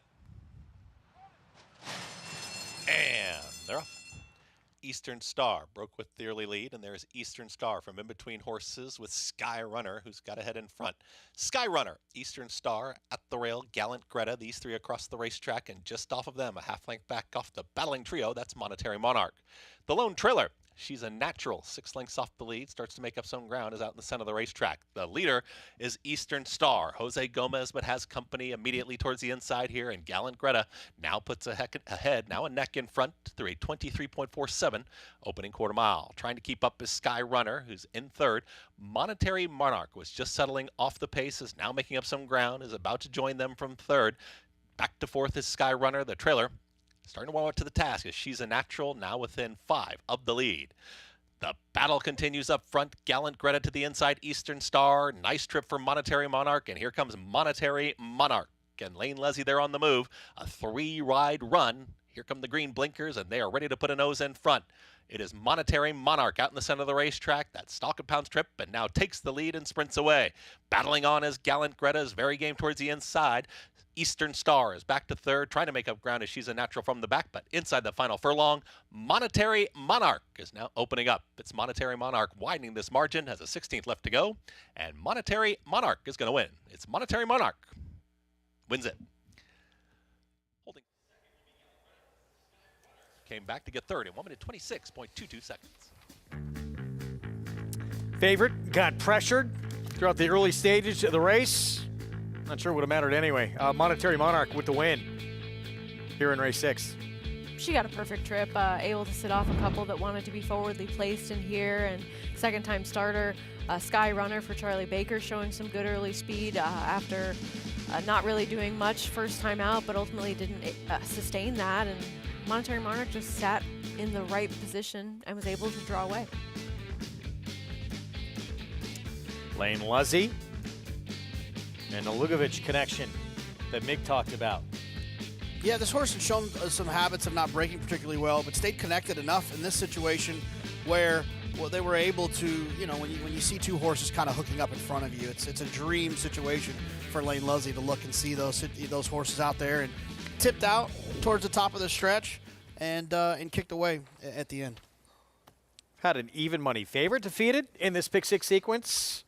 Now a 4-5 favorite beat as well. And still 2 legs remain. 7, 4, 6, 3. Monetary Monarch with Lane Luzzy the victory here in the 6th.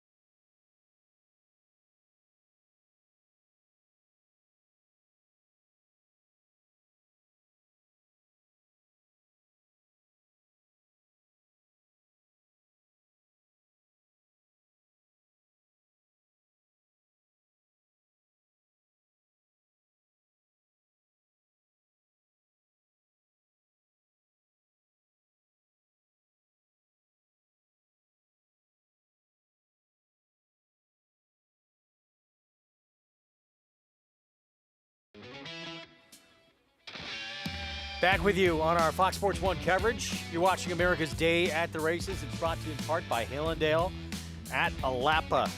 And we just saw a minor upset in the 6th at Aqueduct. Monetary Monarch with the win. Lane Luzzy riding for the connection, standing by with a MiG. Yeah, thanks, Greg. I'm pleased to be joined by Lisa Lugovich. And Lisa, the Monetary Monarch, let's talk about her first before we walk down memory lane. But a filly that ran well first 2 times, a mare, and then had a break, obviously something went amiss. Both of her comeback races were good, but she really put it together today. You know, after the last race, she just really started training like a bull and everything, and started switching leads in the morning, which she doesn't do. And she did that again today, so yeah. She was a little bit late.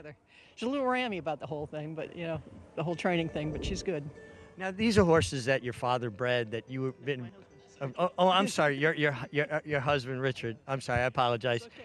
I look young. But you know, so these are horses that you're familiar with the families. How much of a benefit is to know the families? Oh, absolutely, absolutely. I mean, we plan all the matings and everything, and she's probably a 2nd or 3rd generation, so it helps a lot. And Rich Jr., you know, has him up at the farm in Stillwater and gets him broke and you know foals him out and everything. I mean, he's just.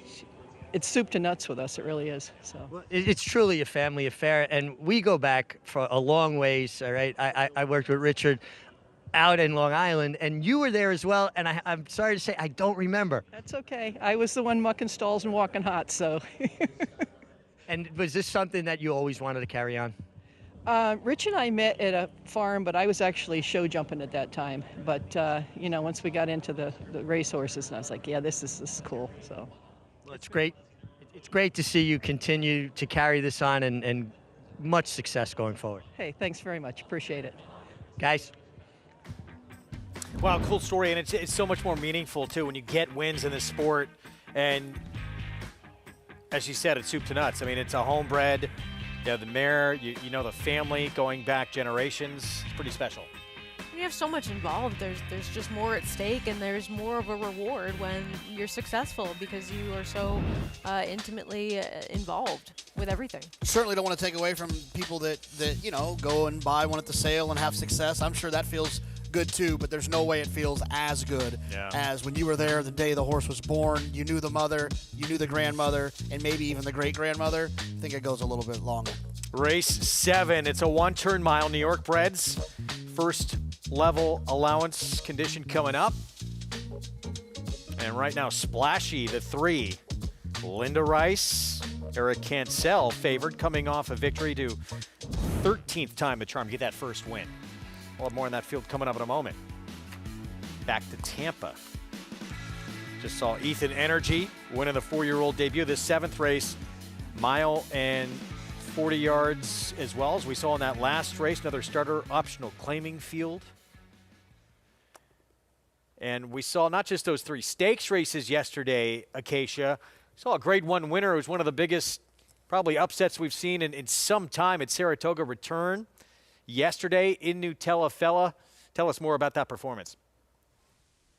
Yeah, it was great to see him back, Greg, a horse that, as you mentioned, pulled that big upset in the Hopeful, then was sidelined. Wasn't seen again until Belmont Stakes weekend this past summer, where he finished 3rd in the Woody Stevens behind Bookham Dano and Prince of Monaco, and then unfortunately had some bone bruising in a hind leg and was sidelined yet again. And while he didn't win yesterday, I thought it was a strong performance from Nutella-Fella. He didn't switch leads, but he was off of that big layoff, and I thought very fit coming back. He'd matured physically quite a bit, and I really do hope that we get a chance to see him stay on the racetrack consistently this year and use this race as a springboard. Gary Contessa had said, even going into this race, that he was pretty confident in Nutella-Fella coming back, and that this allowance spot would be a big stepping stone for him to go on to some graded stakes sprint races in the future. So I imagine we'll get a chance to see him back in New York. I thought from a physical perspective, he looked great, and I think we'll take a lot from that race yesterday. Could be a fun year for Nutella-Fella if he's able to stay healthy and stay on the racetrack. The future could be pretty bright. We've seen a lot of horses kick off their seasons here at Tampa Bay Downs in the winter, Greg. Now, obviously, big name. Anytime you get a Grade 1 winner from Saratoga on the card, that's star power. 81 buyer, though, Sarah, in the return. He'd ran that huge number in the Grade 1 Woody Stevens when he ran 3rd off a long layoff as well. Does it make you think maybe he's not quite the same horse, or a good building block for him to start off from? I think given the pace scenarios of both of those races, the Hopeful and then that 3rd place effort in the Woody Stevens, the number being a little bit lower for this return race makes sense, because if you only go so fast early, you can only go so fast late. So I wouldn't hold it against him too much, and I actually like that he was able to get himself more into the race, showing a little bit more versatility perhaps and adaptability if the pace isn't quite as supersonic as it was in those 2 graded stakes tries from him. Look, he ran much better than I expected him to run. He's kind of one of those horses, no offense, just kind of a punchline horse, right? Like his Woody Stevens was off of a huge setup, and the same about his Hopeful. And he just never really went on to be what I thought he could have been. But he ran well yesterday, especially for a comeback spot. Here's Rita Book, kick off the post parade for the 7th. First off the claim, and has the ability to show speed sprinting, so will likely do so stretching out. Favorite Sing Scat just went by. We'll get back to that one in a moment. Diosa Katrina, the 4. Yeah, ran well enough on the dirt last time with a bunch of synthetic and turf starts before that. Since You Left can be forward for Mark Cassidy and has some huge figures. Mark Cassidy's got runners all over the place, and this one makes a lot of sense. 7-2, good price as well. Vinjativa, the 6. Whole lot of turf trying the dirt. Callie Sue, trained by Joel Campbell. 3rd place finish against some of these similar foes last time out. 3 in a row for Marvelous Lady, but all against a little bit softer competition. Yeah, 3 in a row, and is 15-1 on the board. I think it says a lot about how those 3 were earned. Aphrodita went by, who's also put together 3 straight. A horse that isn't going to be favored for the first time in quite some time, and here she tries to win her 4th in a row. And Sandpiper Memories just missed against Aphrodite last start. Yeah, she's drawn well towards the outside, and she has been finishing her last 2 starts. Aphrodite won that race by a neck over Sandpiper Memories, and then it was 6 lengths back to Callie Sue. So those 3 will match up again. Favorite, though, right now, Sing Scat, who we kind of skipped over in that post parade, Sarah. This horse is coming in first off the claim, so switching barns, and was able to finish second at 7-1 in that last start. Horse that the common theme of this race is horses that like to have some forward position. This one no different. So Acacia, here she is, 5-year-old mare, 7-time winner, just missed that 8th victory here at Tampa last time out. That's right, 2-1 favorite now on Sing Scat. Is there she is warming up with the pony now. Like you said, just missed last time. And I thought it was a strong performance because she was jostled around at the start as well. And a horse that I thought really kind of not enough there at the end, but finished strong and was flattered by Chem Major, the winner of that race, coming back to win next time out. I think she makes a great deal of sense in here and looks the part as well. Well turned out for the new barn coming in here, and we'll see if she can do one better than she did last time out. But also, I have a little bit of my own personal hunch play here, as the pony that is accompanying her is a ex-race horse. His name was If Not Now, affectionately called Teddy, is a Racing for Home graduate at my aftercare organization and was recently adopted out, and got a chance to see him working the races today, which is really cool. I'm very excited to see how well he is doing in his new job, just showing once again how versatile the thoroughbred can be once their racing days are over. Moving on to the number 5, Since You Left, off the layoff for Mark Casse. This is a horse who has a lot of speed and acts like a speed horse as well. She was really, really sharp from the get-go. Can see she's gotten herself a little bit warm out there on the track, but has settled down a bit now after a little bit of a warm-up and getting a chance to stretch her legs. But I like physically with her stretching out. She's fit off the bench, but strong. I've not seen her before, so I don't know if this kind of energy is typical of her. But like I said, I mean, sometimes you can just look at horses and know that they are ones that want to go to the front because they have such that dynamic energy, giving you the inclination that they act like one that wants to be forward. So I think her speed is very dangerous. 2 starts back when she finished second, I thought could not quite get by the winner there in the stretch, but that was going long. Last time just taken out of her game when sprinting, getting a bit more distance really should serve her well today.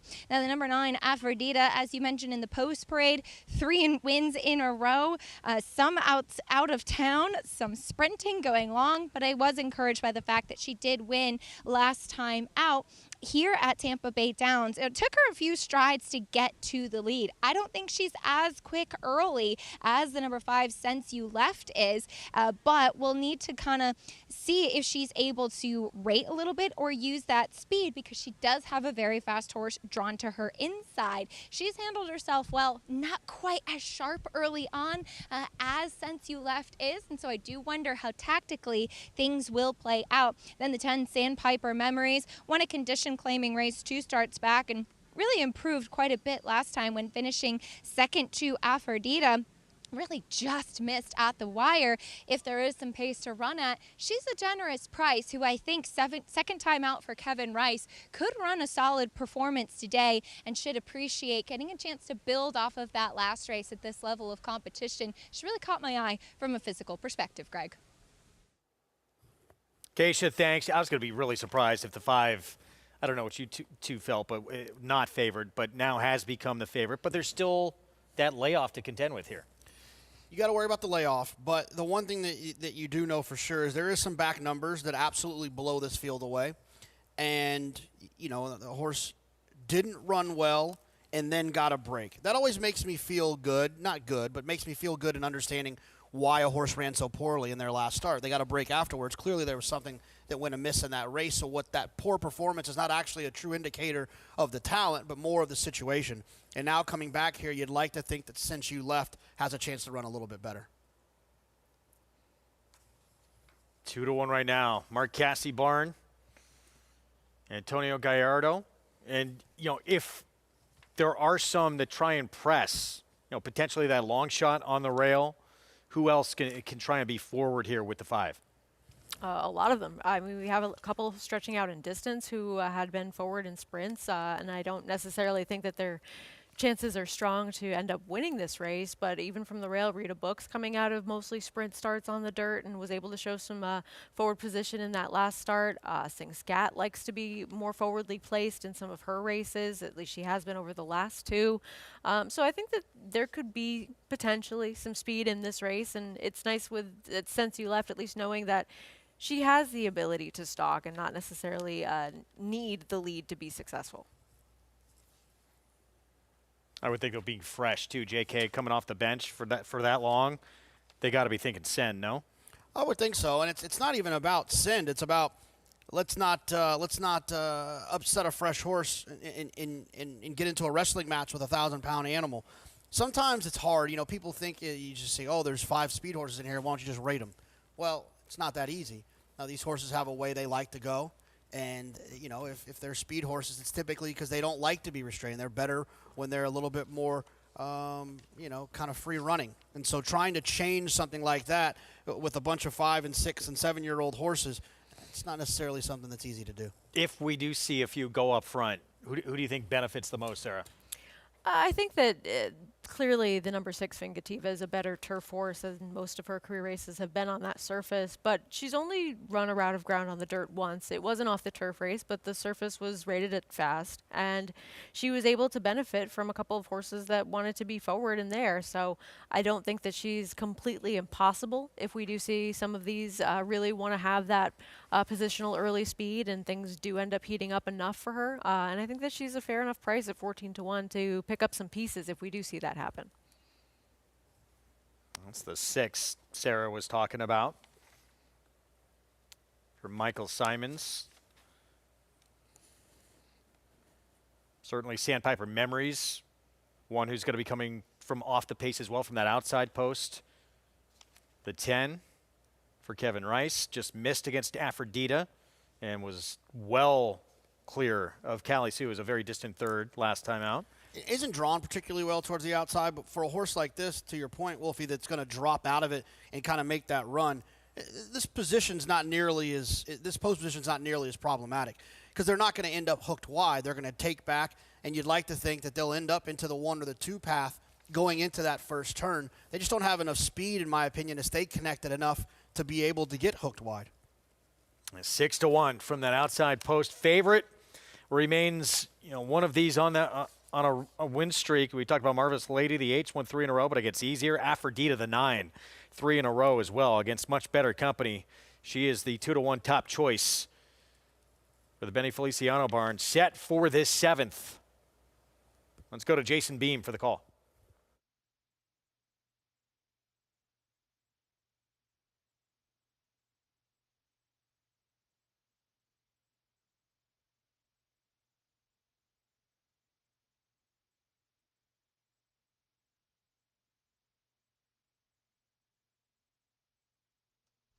Marvelous Lady now coming up. Since You Left to gate 5. So we just await Since You Left, Aphrodita, and Sandpiper Memories will be all set for our final pick 3 on today's Sunday card.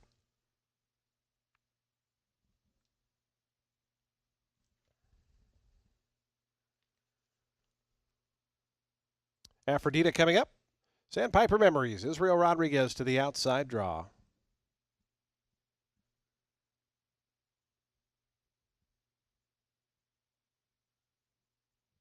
Sandpiper Memories, right now at 5-1 on the outside. She comes forward.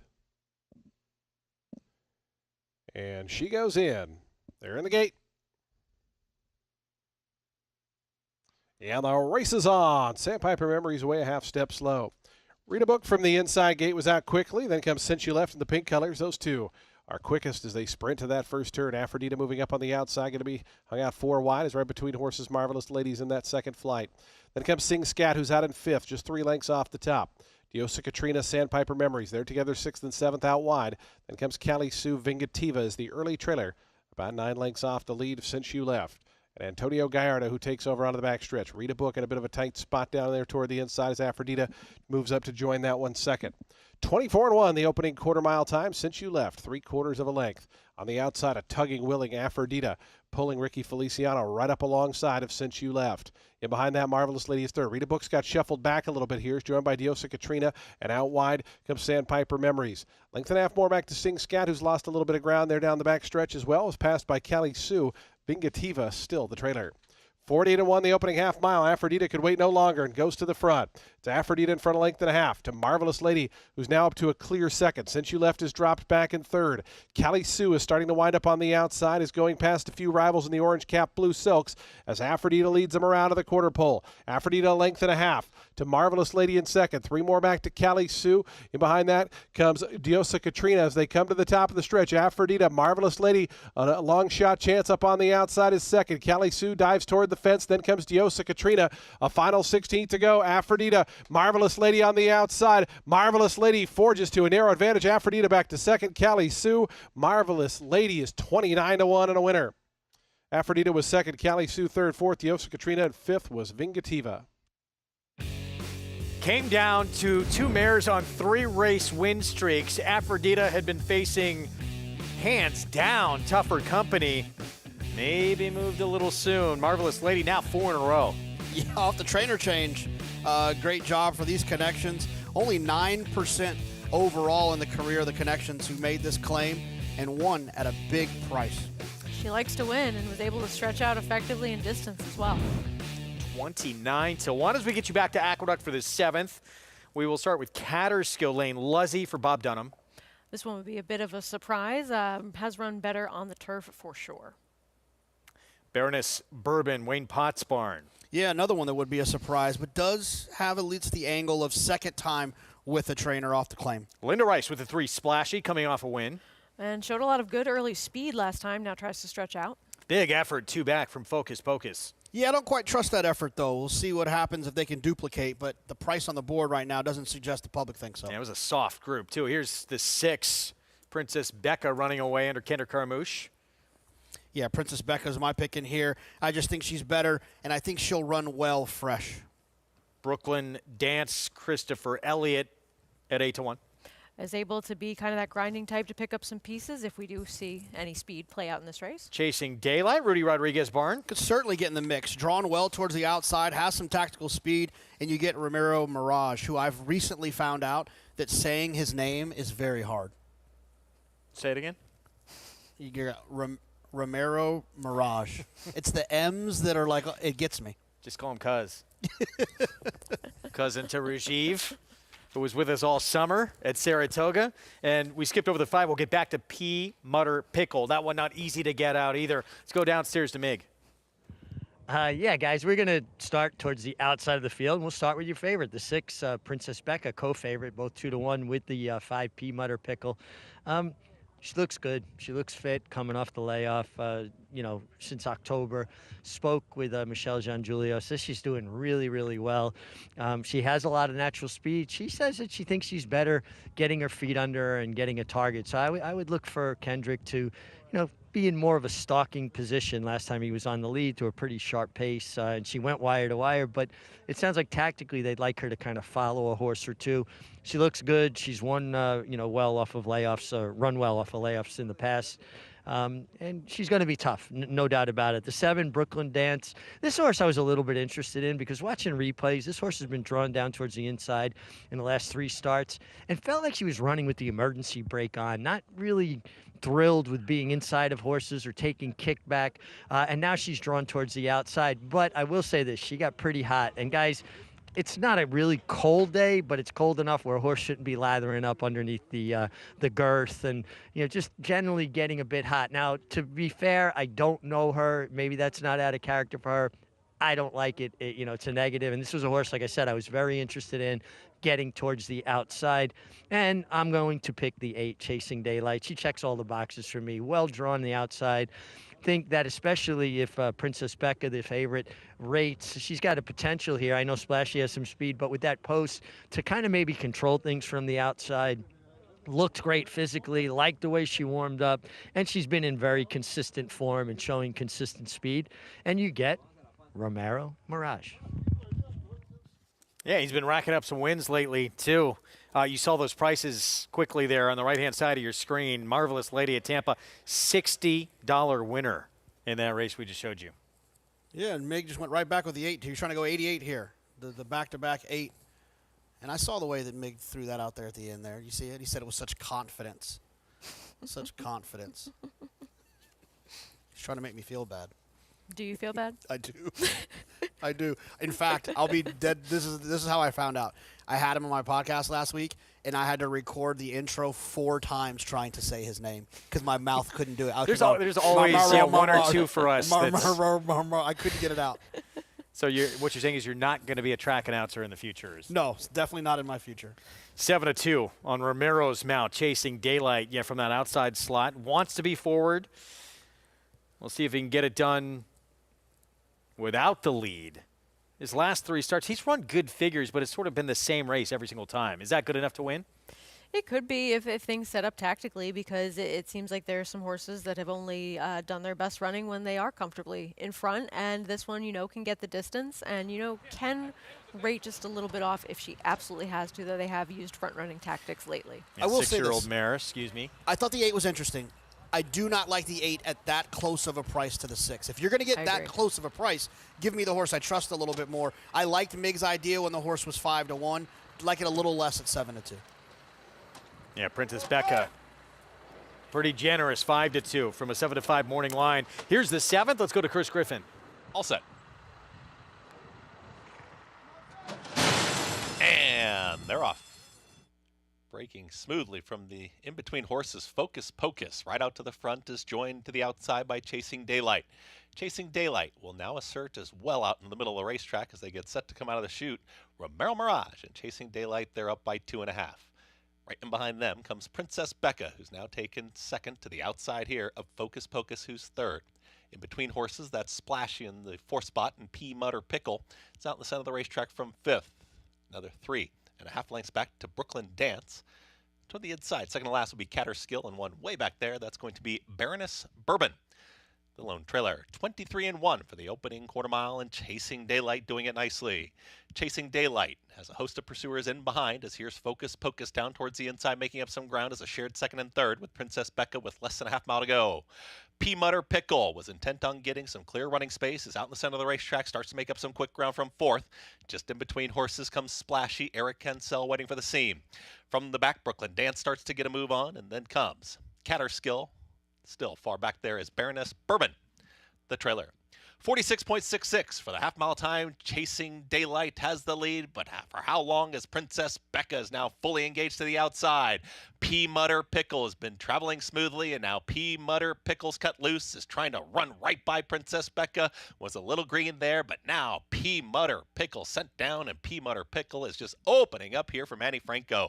P. Mutter Pickle now sprints clear up by 3.5 lengths, and P. Mutter Pickle wins this one. Wins it well. P. Mutter Pickle over Princess Becca, Brooklyn Dance, and Chasing Daylight in 1 minute 37 and 4. P. Mutter Pickle at 5-2, crossing the wire first under Manny Franco. Did this horse come in on Princess Becca at all? We'll take a look. Yeah, hard to tell from this angle, but ultimately what I took out of this race was being impressed by this horse's ability to rate while stretching out in distance, because this is a horse that had good sprint speed to start out her career. As you saw, potentially something going on there between her and her inside rival, Princess Becca. We'll take a look at the head-on in a minute, but she was able to stretch out effectively and show a different dimension with the ability to sit off what ended up being an honest pace. Like Kendrick Carmouche actually maybe came out a little bit on Princess Becca the 6 before contact was made. We'll take a look here with the head on, and this should give us a clear look at what happened. Blue cap, Kendrick. White cap, the 5-year eventual winner. Seemed pretty even there, and now I think we see P. Mutter Pickle come in a bit, but was she clear at that point? It's hard to tell from this angle, but it seems like there was no contact made at that point. Yeah, it looked like she was clear. It's hard without seeing it sync with the pan. But when I saw the pan, I thought they were clear. The head-on makes me feel a little bit more like that was the case. Peanut Butter Pickle was much the best in here, so it feels like right here is where they crossed over. You never really saw the 6 stop riding at all. Yeah. So I think that makes a big difference. Peanut Butter Pickle Manny Franco for Phil Antonacci. The Elkstone Group, 4-year-old filly by Vino Rosso. Much the best in this 7th. Again, 5, 6, 7, 8. Another favorite defeated in this pick 6 sequence. We'll have the prices set up the nightcap when we return.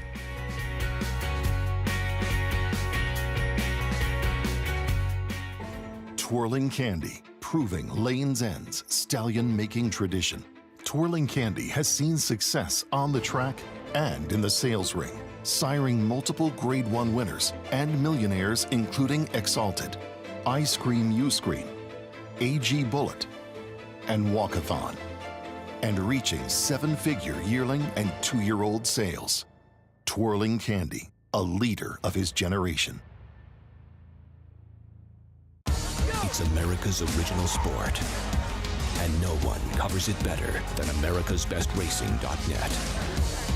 From the sport to the lifestyle, the best races, horses, and destination venues, cocktails, gambling, fashion, and more. americasbestracing.net is a sport for you.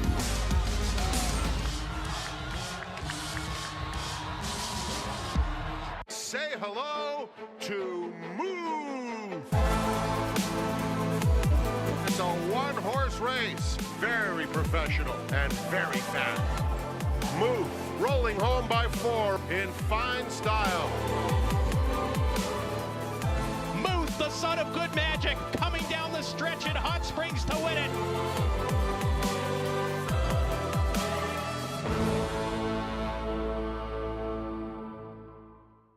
There's a big, bold, beautiful world waiting to be explored by you and your friends, of course. But not just any friends, the best of friends. The kind of friends who let you do you. Because in this world, it's positive vibes only. And when you get in the zone here, you stay a while. These aren't just good times, they're the best of times. And your time is now. So come explore. Resorts World. Back on our Sunday coverage here on Fox Sports 1, it is Manny Franco for Phil Antonacci. Peanut Butter Pickle, pretty dominant here in victory. Second try at this condition.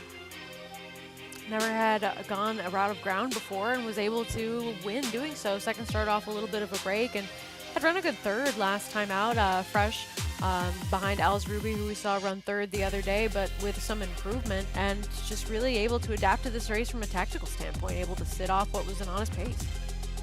Second try at the condition. First try, like you mentioned, Sarah, going a little bit longer, and I think that's obviously the key for this horse, what really helped wake Peanut Butter Pickle up, which is also hard to say. Not as hard as Romero Mirage, but it's up there. $7.60 for the win. Yeah, well done, Chris Griffin. Tough one to get home from the announcer's booth. And we talked about this race, very top of our show, as probably the best race on this card. It is loaded with talent, one-turn mile, allowance, optional claiming field. Right now it's a 9 victory way for Hall of Fame trainer Bill Mott, who is favored, second back off a long time away, and will stretch back out in distance. Favorite. He ran very well. Second to El Grande O last time out, and he has some of the faster numbers, but this is a stakes quality type of field that will be facing each other in the finale. Yeah, he deserves to be favored, but there's way too many creative, fun little things you can do in here, I think, to take that horse at 2-1. Among them, Treaty Obligation, one of a couple in here for Linda Rice, 9-1 right now, coming off incredibly fast race. It's won 3 in a row. Back-to-back wins since she claimed this one off of Chad Brown. Much more on this 8th race to close out this Sunday card here from Aqueduct when we return. And Derby winning connections from one of the great shockers in the biggest race in the game, in the Kentucky Derby, Sonny Leone. Eric Reed and Rich Strike at 80-1. That was just a few years ago. They'll line up next at Tampa.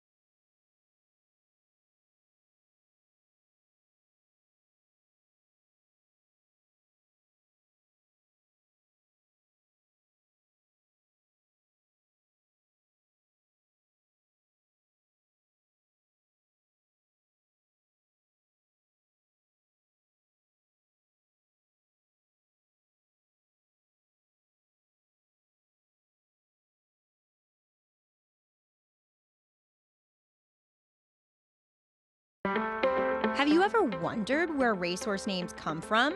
Inside information. Seattle Slew. Secretariat. Zenyatta. How exactly do owners go about naming their horses?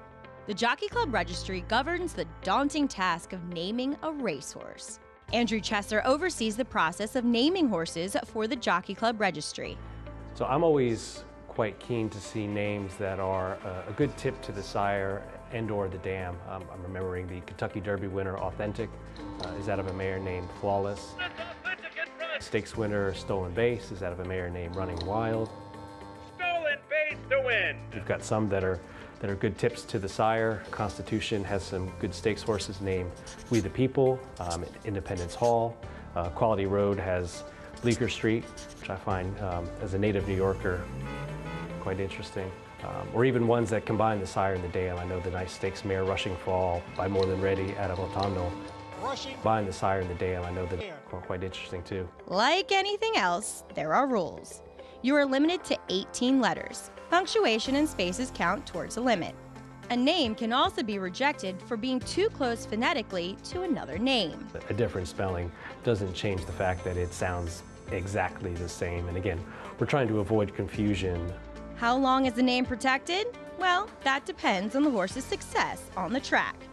Names that are currently in use, whether they're active racing stock, active breeding stock, or if they've reached a sense of famousness because they've won certain stakes races. Those names can be protected for longer or they can be permanently protected. You know, for example, if a horse is in the Racing Hall of Fame, has won an Eclipse Award, won a Triple Crown race, you know, those names become protected forever. So there's a general rule of thumb that if a horse is over the age of 10 and in the past 5 years has neither raced nor been bred and its name is not protected for another reason, that name can be re-released. You can still submit your name by mail or fax, but today, owners use the Jockey Club website or the naming app. You really see an owner's creativity when they go about naming their horses or things that are really special to them. So I would just want to make sure that anyone who's involved with that horse have the opportunity for a say and that it's a name that everybody can be agreeable to, that's impactful, has a bit of prominence to it as well. This is a very nice racehorse.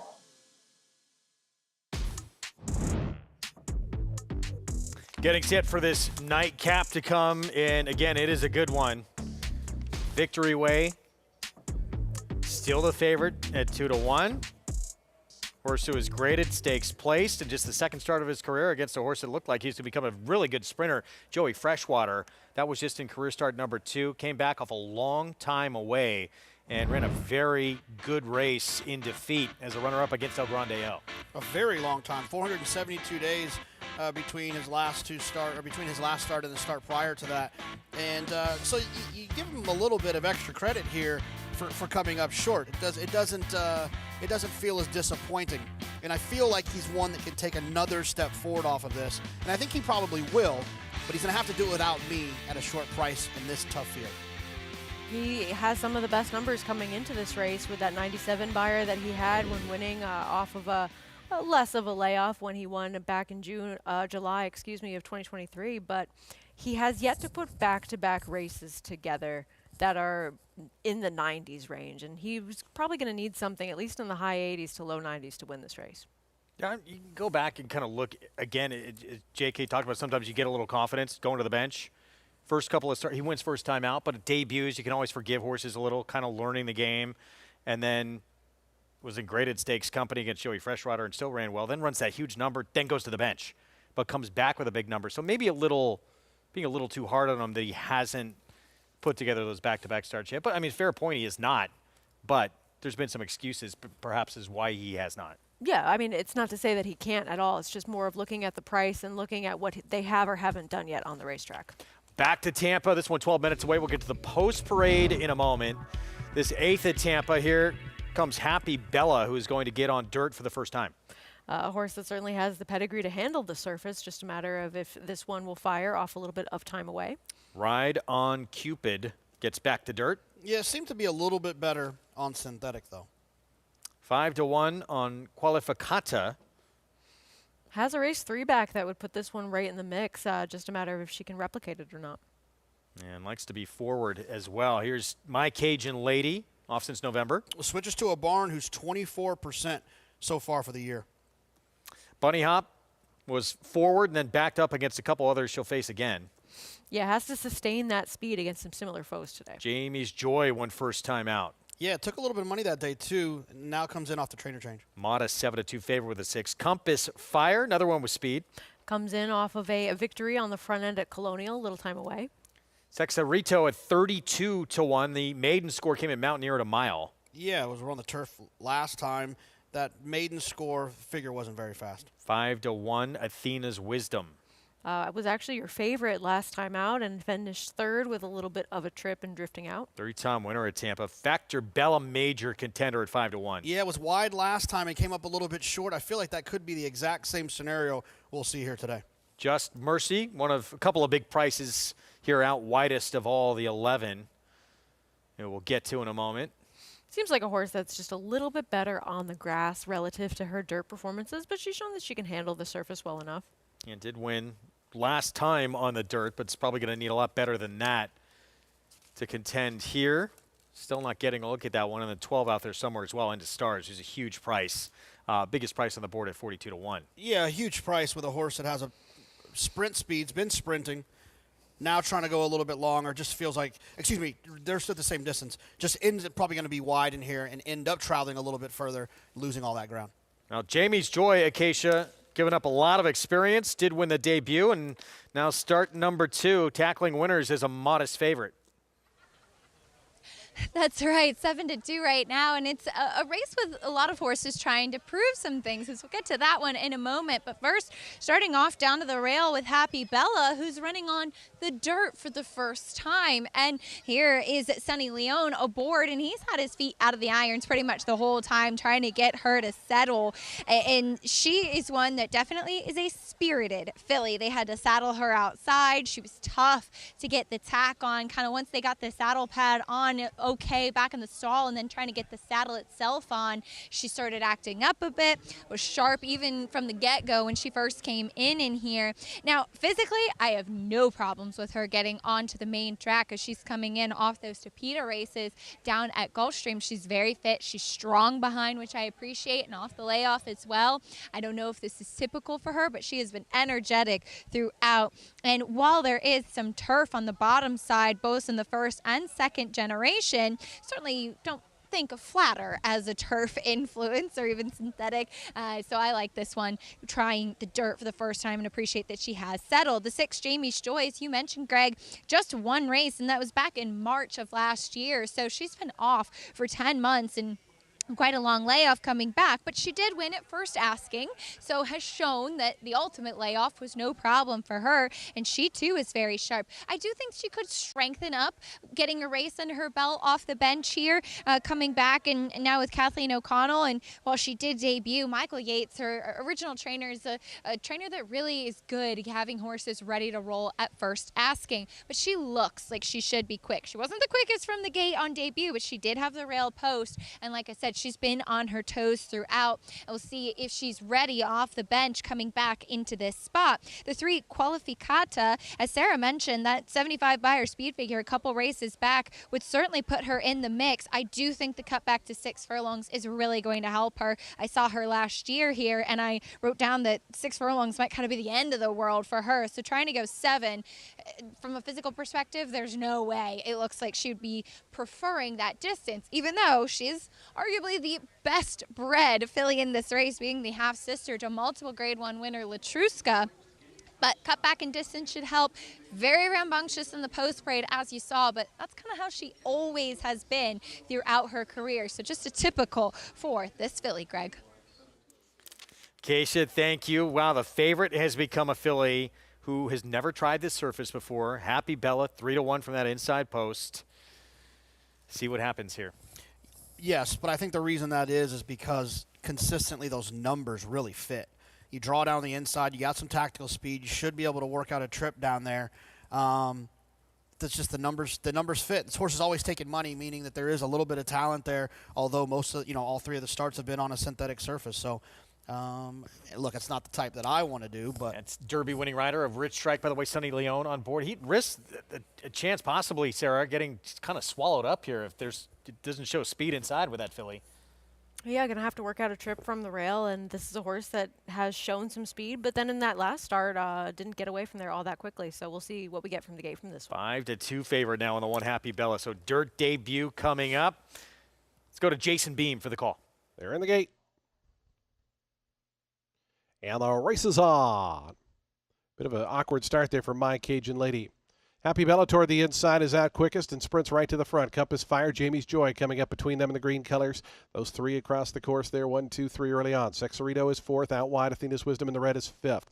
Then comes Bunny Hop in the orange colors, sixth, starting to advance between horses. Down on the inside, right on Cupid is back seventh. Break of two more back to Qualificata. Another length and a half finds Factor Bell and Into Stars. They're racing as a pair back ninth and 10th. They're three clear of Just Mercy, and it's two more back to the slow starting My Cajun Lady, who's 12th and last. 22 seconds for Happy Bella's opening quarter mile. Around the far turn, Happy Bella stretches it out to a length and a half lead now. Down on the inside, Bunny Hop coming through to take over second from Jamie's Joy. Athena's Wisdom is marching forward on the far outside as they come to the top of the lane. Happy Bella, here's Bunny Hop coming right up alongside as they turn to the top of the lane. Athena's Wisdom just a length and a half behind them in third. Up the fence, Just Mercy's made real steady progress down along the inside. Into Stars, Factor Bella trying to run on from the back. Happy Bella is still there with just over a 16th to go. Down at the inside, Just Mercy. In the center is Bunny Hop. Happy Bella, Just Mercy, Bunny Hop, Athena's Wisdom, Happy Bella holding them all at bay. Happy Bella to win it. They were four across the course there for the minor placings. So we'll let the photo decide that. But Happy Bella the winner. A little different than the way Sonny Leone did it on Rich Strike in the Kentucky Derby at a different distance. She was quick early. She actually didn't get out of the gate that sharply, but she was able to rush up into contention, and I think that was a difference maker for her because she didn't give up a ton of position. She was able to hold them all at bay. yeah, it looks like she just needed, a different surface. She'd always shown at least a little bit of talent on the synthetic and getting to the dirt. It wasn't an easy situation either. She had a lot of horses that were running at her. It looked like they were running at her late, and she turned them all away. 4 minutes away from this eighth coming up to close out this Sunday card here in New York. Sofia Vives on Duke of Gloucester, that big long shot, 41-1. And we have, there were some big surprise. There always are at Saratoga each and every summer. This horse at 36-1, but even the start before that at Saratoga was one of, to me, a surprise in that effort. Even bigger surprise the next time out. Yeah, it won't be quite the 36-1 surprise today if he gets the job done, coming on off a fourth place finish. Here's General Banker for Jimmy Ferraro. Yeah, it's one that I wouldn't be completely shocked, but does need to take a little bit of a step forward to beat some of the top ones. What a claim from Linda Rice off Chad Brown has put this one in the winner's circle back-to-back starts. Progressively improving in each start as well, and faced a good field last time, faces a good one again. Here's Canada's reigning Eclipse Award winners, Outstanding Apprentice, Duke of Gloucester. Yeah, this was Sovereign Award winner, excuse me. Yeah, this one's just going to have to get faster with this group. Expected value, big number, but it was a long time ago for this Chad Brown runner. Not taking any money at the moment either, but this is a loaded group. Magical Ways, big figure 2 last start against Mama's Gold. Yeah, ran extremely well last time. Might appreciate the cutback from 9 furlongs down to the mile. 27-1. This is Rudy Rodriguez seeking unity. A horse that has been a little bit underestimated at times and has run well, but this is a tough ask, though he did finish second last out. The other Linda Rice runner, Yo Daddy. This is my pick in here. This horse has had some excuses since the turf races, but before that, this summer at Saratoga was running really fast numbers. Bill Mott, Hall of Famer with Victory Way, second back off the bench. Clearly has ability and has one of the fastest races in this group and might not even need it to get the win. I think this horse is a player. Running Ray, tough outside post, a big step up in class, but was just in against way too easy last couple. He's got a lot of back class and a lot of fast numbers in his past and came up with one of his bigger efforts last time out, but this is a step back up. 7-1 from that outside post for that 9-year-old Running Ray. Let's go down to Mig. Yeah, guys, I'm getting my papers straight here. We'll start with the 5-horse expected value coming off the layoff for Chad Brown Barn. Horse looks outstanding. He just really checks the box. He looks extremely fit to me. He returns as a gelding. There's some things to like. I believe there's a good amount of speed sign on here. I'm kind of curious to get your guys' take on that. And I think his closing style might suit well, although track to me has kind of played kind to horses that were forward or forwardly placed today. The 8, Yo Daddy, I thought he was a bit interesting. He's got some races that would make him competitive here. I think he finds himself in a stalking spot. And then the 9, Victory Way, looks outstanding. The Son of City Light came back, ran extremely well off the layoff, going 6.5. Looking at him from a physical perspective, and he is your favorite now at 5-2. He looks like he wants every bit of a mile or more. Just a big, long, rangy, scopy kind of horse, drawn towards the outside. I thought he was very interesting, but I'm just going to go with a big price here, the 10-1 with expected value, a horse that I think could take a big step forward now, making this start early in his 5-year-old year. For a barn that is poised to win a 5th Eclipse Award as outstanding trainer, Chad Brown, the big question with this 5 is the time away. It's not really a question. Yes, that is the question. But Chad has answered that question over and over and over throughout his career, that he does well with horses off of breaks like this. He has good horses he can work them with to make sure that they're ready to go. It's just not something that Chad typically struggles with, getting horses ready off the layoff. Throughout his career, 26%. Over 1,200 winners that have won first off a layoff out of 4,800 horses. They do well coming in here fresh. 10-1 right now. You're probably, why are you getting this inflated price on him? There are so many directions to go in this race that I think that he might be one that's perhaps getting a little bit lost in the shuffle, because he has the one big 90 Beyer speed figure, but that was over a race that had a little bit of moisture in it. It was a good sealed track that day, and it was over Vespucci, and that horse has been able to run some big races from time to time, but he also is one that is a bit pace compromised too, and I think there could be some pace in this race, but we've seen throughout today's card and really throughout time on this circuit that when it seems like there's some pace on paper, it doesn't generally materialize in the way that it might seem like it should. So he needs a setup, but he is a big price right now if you like him.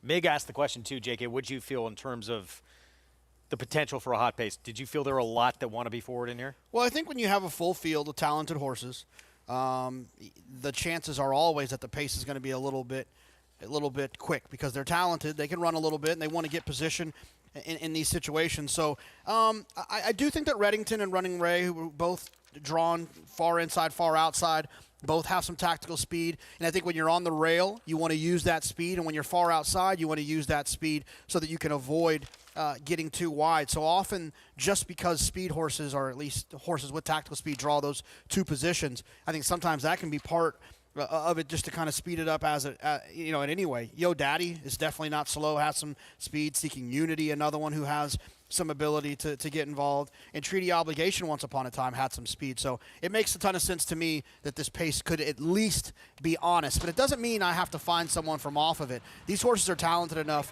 to attend an honest pace and still win.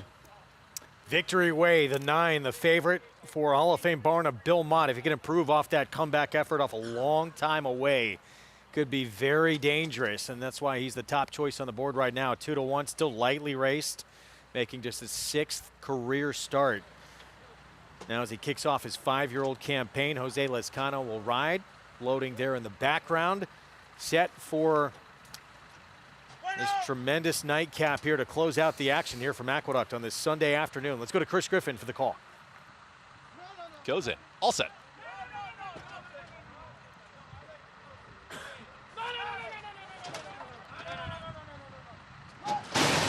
And they're off. Expected value breaks sharply, and there's Reddington towards the inside, and now Reddington is the clear leader. It's Reddington who's a full length in front. Joining this leader is going to be Seeking Unity from an outside draw. Is starting to move in closer as Reddington and Seeking Unity. They're going to be 1-2 as they get set to come out of the chute.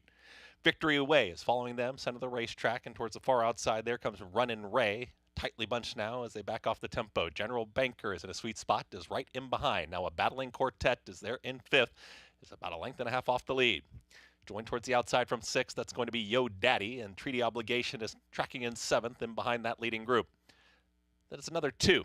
Back to Magical Ways, and Magical Ways is progressing with expected value second to last, and the trailer, Duke of Gloucester, tightly bunched as they work into the far turn. 4 furlongs left to go. They went 46 and 4 for half-mile time, and Reddington and Seeking Unity, they continue to go at it. Victory Way is right there in third. Yo Daddy is on the move. It's got a 5-wide rally.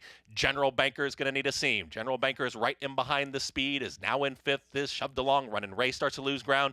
Treaty Obligation. Magical Ways is on the move from the back and starting to make up some ground, but a long way back. It's expected value. They reach the top of the stretch. Reddington is still there. Seeking Unity, same thing. Victory Way down the center of the racetrack, and here is Yo Daddy. Yo Daddy is motoring down the center of the racetrack, is drifting out. Magical Ways dives down towards the inside. Treaty Obligation has a seam, is trying to run through. General Banker there too. Yo Daddy is trying to fend them all off, is way out here towards the far outside. Yo Daddy's almost home. Yo Daddy wins the finale. Yo Daddy, then came a photo. That was General Banker, Treaty Obligation, and Magical Ways down towards the inside in 1 minute 36 and 3.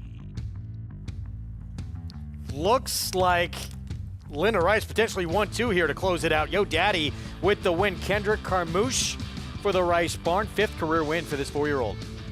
This horse ran a big race last time and adapted to some tactics we hadn't seen from him in a while, and he was able to do the same thing in here because he had to go wide. He was making this long sustained bid and was able to hold off a couple of other horses that were making their moves late. But I think that this race is one that it featured a lot of horses with a lot of ability, and so getting the victory in this race or narrowly being defeated in this race, you don't lose anything in either position. Yo Daddy ran really well. I mean, he had some back numbers that made a lot of sense. He had those turf races and then just kind of was unlucky. The fact that he beat this field, which I think we all can agree is a pretty nice field, feels like almost like a grade 3 type field. And also the fact that, like Sarah mentioned, that sustained long run was wide, moved on the turn. That wasn't an easy trip for this horse. And to be able to win by almost a length against this group is a big accomplishment. And it's not a Linda Rice exacta. General Banker long shot, 17-1, nudges out Treaty Obligation for second in here. So 8-2-3-6. And you know, General Banker actually ran a huge race because he was a lot closer than he usually is to the pace and sat that inside position. He was able to save ground, but that pace started coming apart late, and he was a part of it, so able to ultimately hold on for second. But Yo Daddy, he lost the most ground in this race, and he made the big move into that pace. 5-1 to close things out for a rider that we told you about earlier, off to just a tremendous start in 2025. Kendrick Carmouche already beyond now, was already in double digits entering today to start this new year.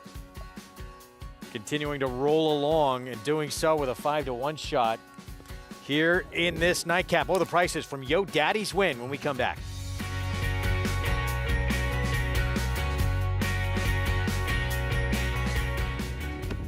Cyberknife was a very talented horse from day one. A very gifted, fast horse, a lot of speed, able to carry it around 2 turns. Looks a tremendous amount like Gun Runner, same ability and talent, beautiful physical, outworked every horse on the board. Holds the track record in the Haskell. He won it in impressive fashion, beating a very good group of horses. And Cyberknife has won the TVG.com Haskell over Tama. Jack Christopher finished third. The Arkansas Derby was one of his best. Showed how much talent he really does have and stamped himself as one of the best 3-year-olds in the country. His name is Cyberknife! Cyberknife ranks up there as one of the most talented horses I've ever had in training. Multiple Grade 1 winner, brought it every time you let him over there.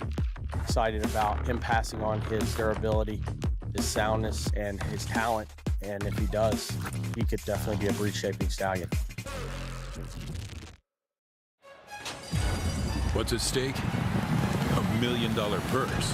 Oaklawn Stakes races are where horses step out of the shadows and into the spotlight, and where Triple Crown dreams begin. The Southwest Stakes is coming.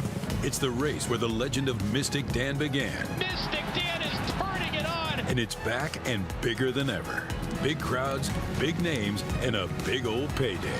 Mystic Dan, a dominant win. This is your Oaklawn. Down, to get in, 350. Here we go. 3 here, 50, down 4, 8.5, in the back. 1,400,000 stands way in the back. Thank you. 5, $1,500,000, and $1,600,000, $1,600,000, $150,000, $1,500,000 and a half. $1,500,000. Jody, thank you. Please hold your applause. Charlatan, ultra impressive.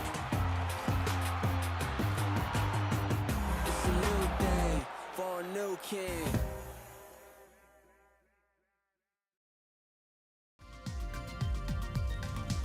Back at our Sunday coverage from Aqueduct and Tampa Bay Downs. Program brought to you in part where you can play it all at Naira Bets. Bet any track, anywhere, anytime. Nightcap in the books here at Aqueduct, and Kendrick Carmouche on the board in the finale with Yo Daddy for Linda Rice. Yeah, able to make that long sustained bid and really adapt his running style to whatever ends up being necessary, because he's a horse that could be forward on the turf or could be forward on the dirt, and now has shown that he's certainly capable of sitting off the pace, and it worked out. $13.80 to close out this Sunday card here in South Ozone Park.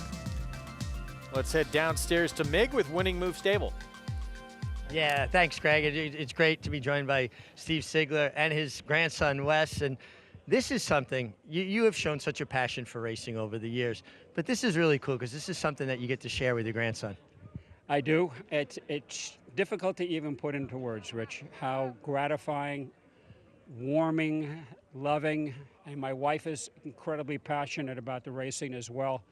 Our best times of the year are at Saratoga, the three of us together in our box 329, anxiously waiting our horses or to watch other people's horses run. It's so exhilarating. Any other owner can relate to what I'm saying. It's just, but the key is, it's not me. It's the people behind the scenes, the trainer, who work so fervently and hard and unselfishly to be able to produce something like this. Well, you guys are hitting on all cylinders now. Wes, you're more than just a casual observer. You've become quite a student of the game, and you were the one giving Kendrick the instructions in the paddock. Yeah, he usually does a good job projecting the race, like comes out knowing what he wants to do. So he kind of likes to ask my opinion too and just say, what do you think about this? So I saw some speed, and he's a good horse, Yo Daddy. He can run from the front and the back, he can stalk. So with not a lot of speed, he thought it was better let go, let everyone else try to get it because they saw no speed, and then kind of sneak up the outside and take the lead over the turn. Well, it worked out a really good trip. Now, guys, we're here because of racing, but the three of us share a passion for the New York Rangers. Not having a great season, but the last few games has given us hope. Do we have a chance to make the playoffs? We do, Rich, we do. As Wes mentioned before, the St. Louis Blues several years ago were in last place on New Year's Eve. Edmonton was in last place last year. They entered the Stanley Cup final. It's just a question of the chemistry, and like in any sport, you get hot at the right moment. The players regain that genuine confidence, which is so important in hockey and like any other sport. And I think they are getting that confidence. The general manager stood still, basically, and didn't panic, didn't trade anyone. So we have an exciting 3 months to look forward to, all the New York Rangers fans. Well, thank you, guys. You're giving me certainly some optimism, and I'll leave it with, let's go Rangers. Let's go Rangers. To get him on the Rangers broadcast, that was in depth on their chances to make the postseason. Yo Daddy with the victory. Good for them. This has been a pretty nice horse. And this one was claimed for $50,000 back in April of last year and has been a pretty big earner for them since. Super versatile, too, giving them a lot of options of where to place this horse. And great to see him get another victory because he's been in great form. Going to close things out. And what's been a really fun weekend at Tampa Bay Downs on the grass. 2-turn mile in the $16,000 non-winners of 2 lifetime flaming events. We'll have the post-parade when we come back.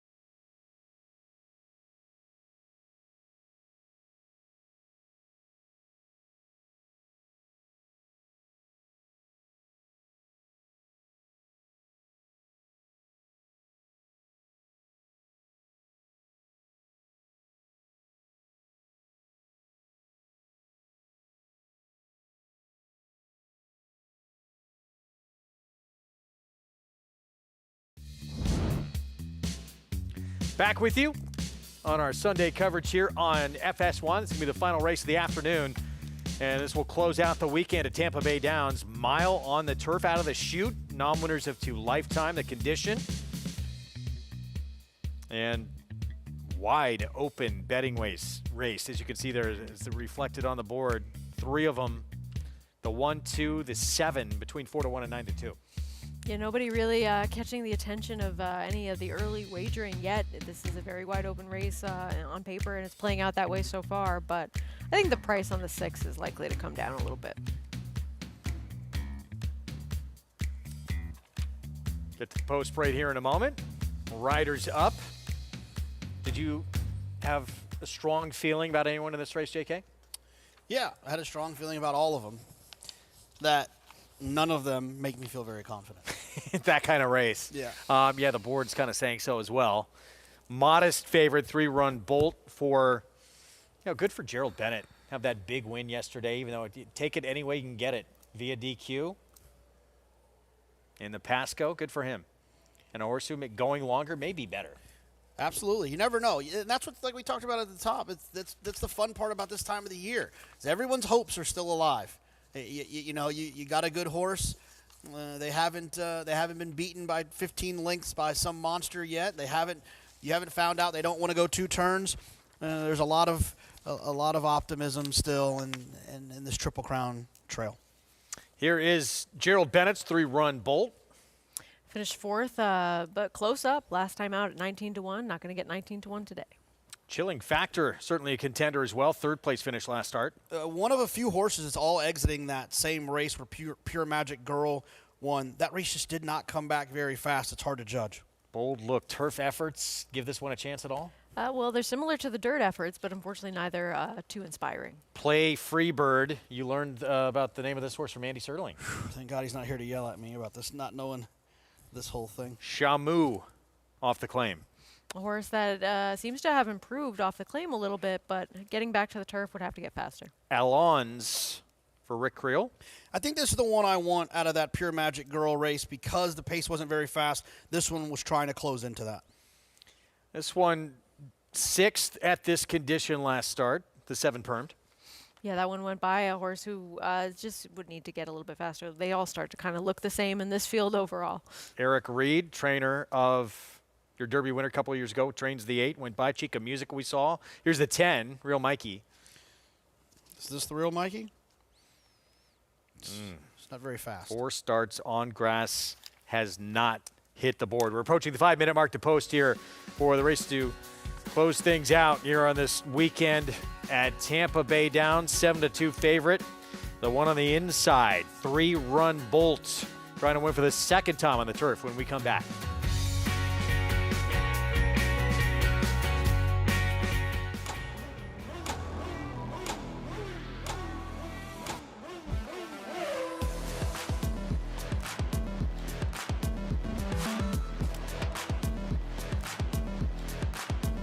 Prince of Monaco's Too Good for Moose, an impressive winner of the Best Pal. Miramonti's all hot, but Prince of Monaco Too Good. Prince of Monaco, standing at Claiborne Farm. Enhance your handicapping with AI Fast Facts, exclusively on Naira Bets. Open your Naira Bets app, click View Runner Details, and a stat-driven fact will appear for all U.S. thoroughbred racehorses. Download the Naira Bets app to start using Fast Facts today. RaceLens is the most in-depth product in horse racing, with unique features found nowhere else. True odds, predictive analysis, and pace projection. RaceLens. It will change the way you follow horse racing and take your game to the next level. These New York bred foals represent many sires. War Dancer, Salamini, Honest Mischief, Central Banker. But they all have one thing in common.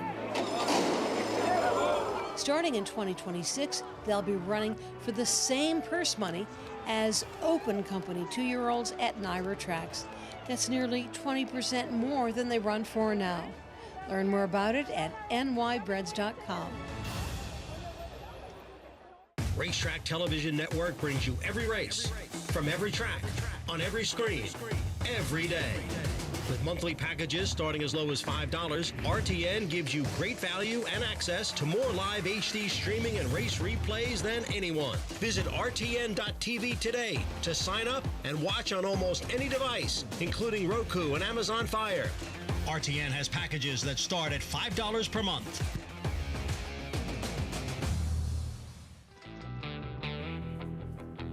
Back with you as we get set for race 9 at Tampa Bay Downs. Put an exclamation mark on what's been a great weekend out in Florida. Keisha Clement has done a tremendous job as well, and we send it back to you right now. Thanks, Greg. It's been a really fun weekend coming here to Tampa Bay Downs, and maybe there's some snow elsewhere in the country, but happy to enjoy some of this Florida weather. We'll get a little bit warmer as the season goes on, but I always enjoy coming here. Everybody is so welcoming. Such a fun racetrack. If it's a track that you haven't been to, I always tell everybody I can't recommend it enough. It really feels like a very homey atmosphere, and we had some great racing yesterday with those stakes and potentially leading on to the big weekends here at Tampa Bay Downs with that Sam F. Davis and eventually Tampa Bay Derby. But one more race to go, kicking off with the 3-run Bolt, co-owned by Jason Worth as well, as this horse got back onto the turf last time out. A common race, and this one was off the pace and actually took back to last and made a little bit of a minor rally. I would anticipate that this horse is going to be more forwardly placed today, and I certainly hope that that's the case. She was pretty sharp in the preliminaries, warmed up beautifully away from the pony, ears pricked, great energy. Hopefully she is more forward, because I think that's where she runs her better races. Just left with too much to do last time out, and I think taken out of her running style, especially when stretching back out from those sprint races. The number 6, Alon's, also comes out of that race, and I agree with Jonathan, just off of a basic performance, she did run the best of the ones coming out of there. No speed from the inside post and ran up the inside. Was a little bit late switching leads, but I thought second best in that performance, and certainly makes a lot of sense in here, but one that typically does come from off of it. Though she was pretty energetic and fired up in the preliminaries, really settled a lot out on the racetrack. And then the 7, Permed. This is a horse I know quite well from seeing her a lot up in New York. She's one that typically would get so hot, really over the top. I think when she was able to run with Lasix, that really helped her quite a bit.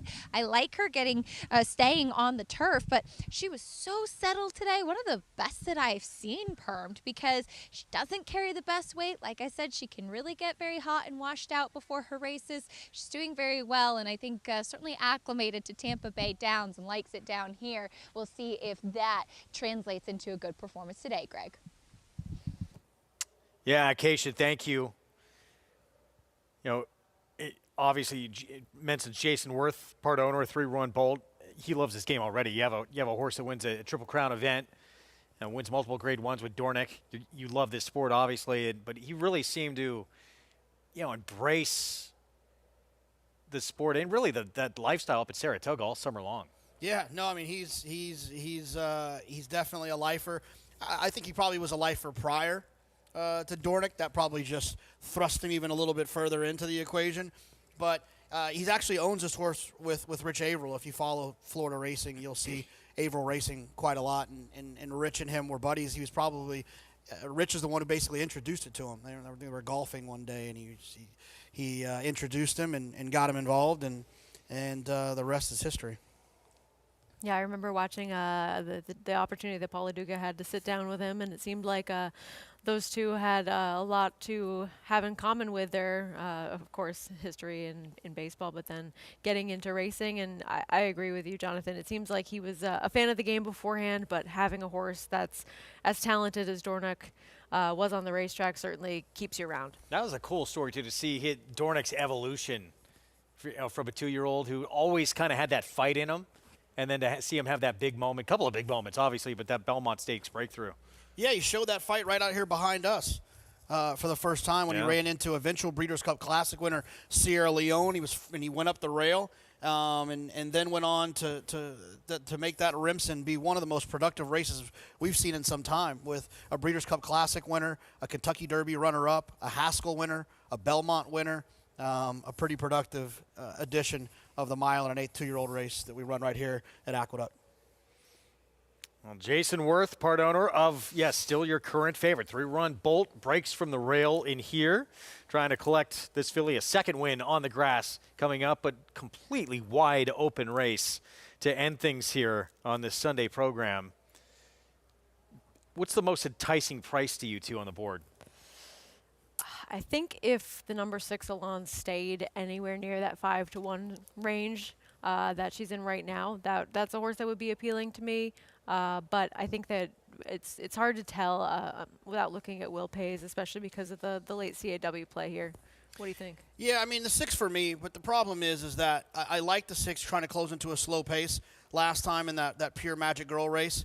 3-run Bolt down on the rails done the same thing.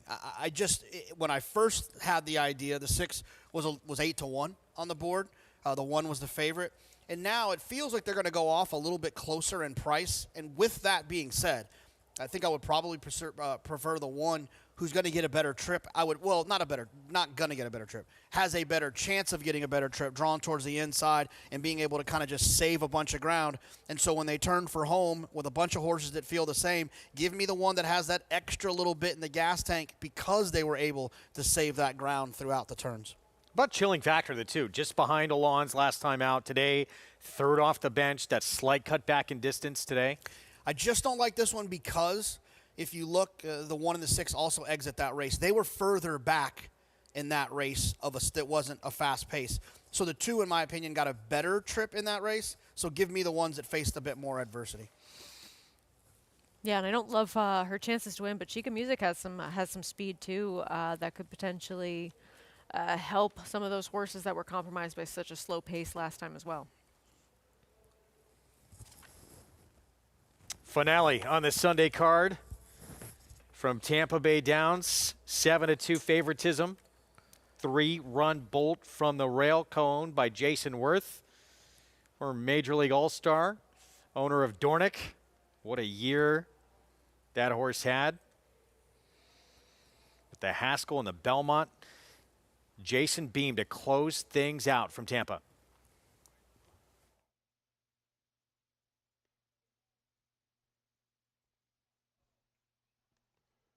Real Mikey goes in. Nope, not quite.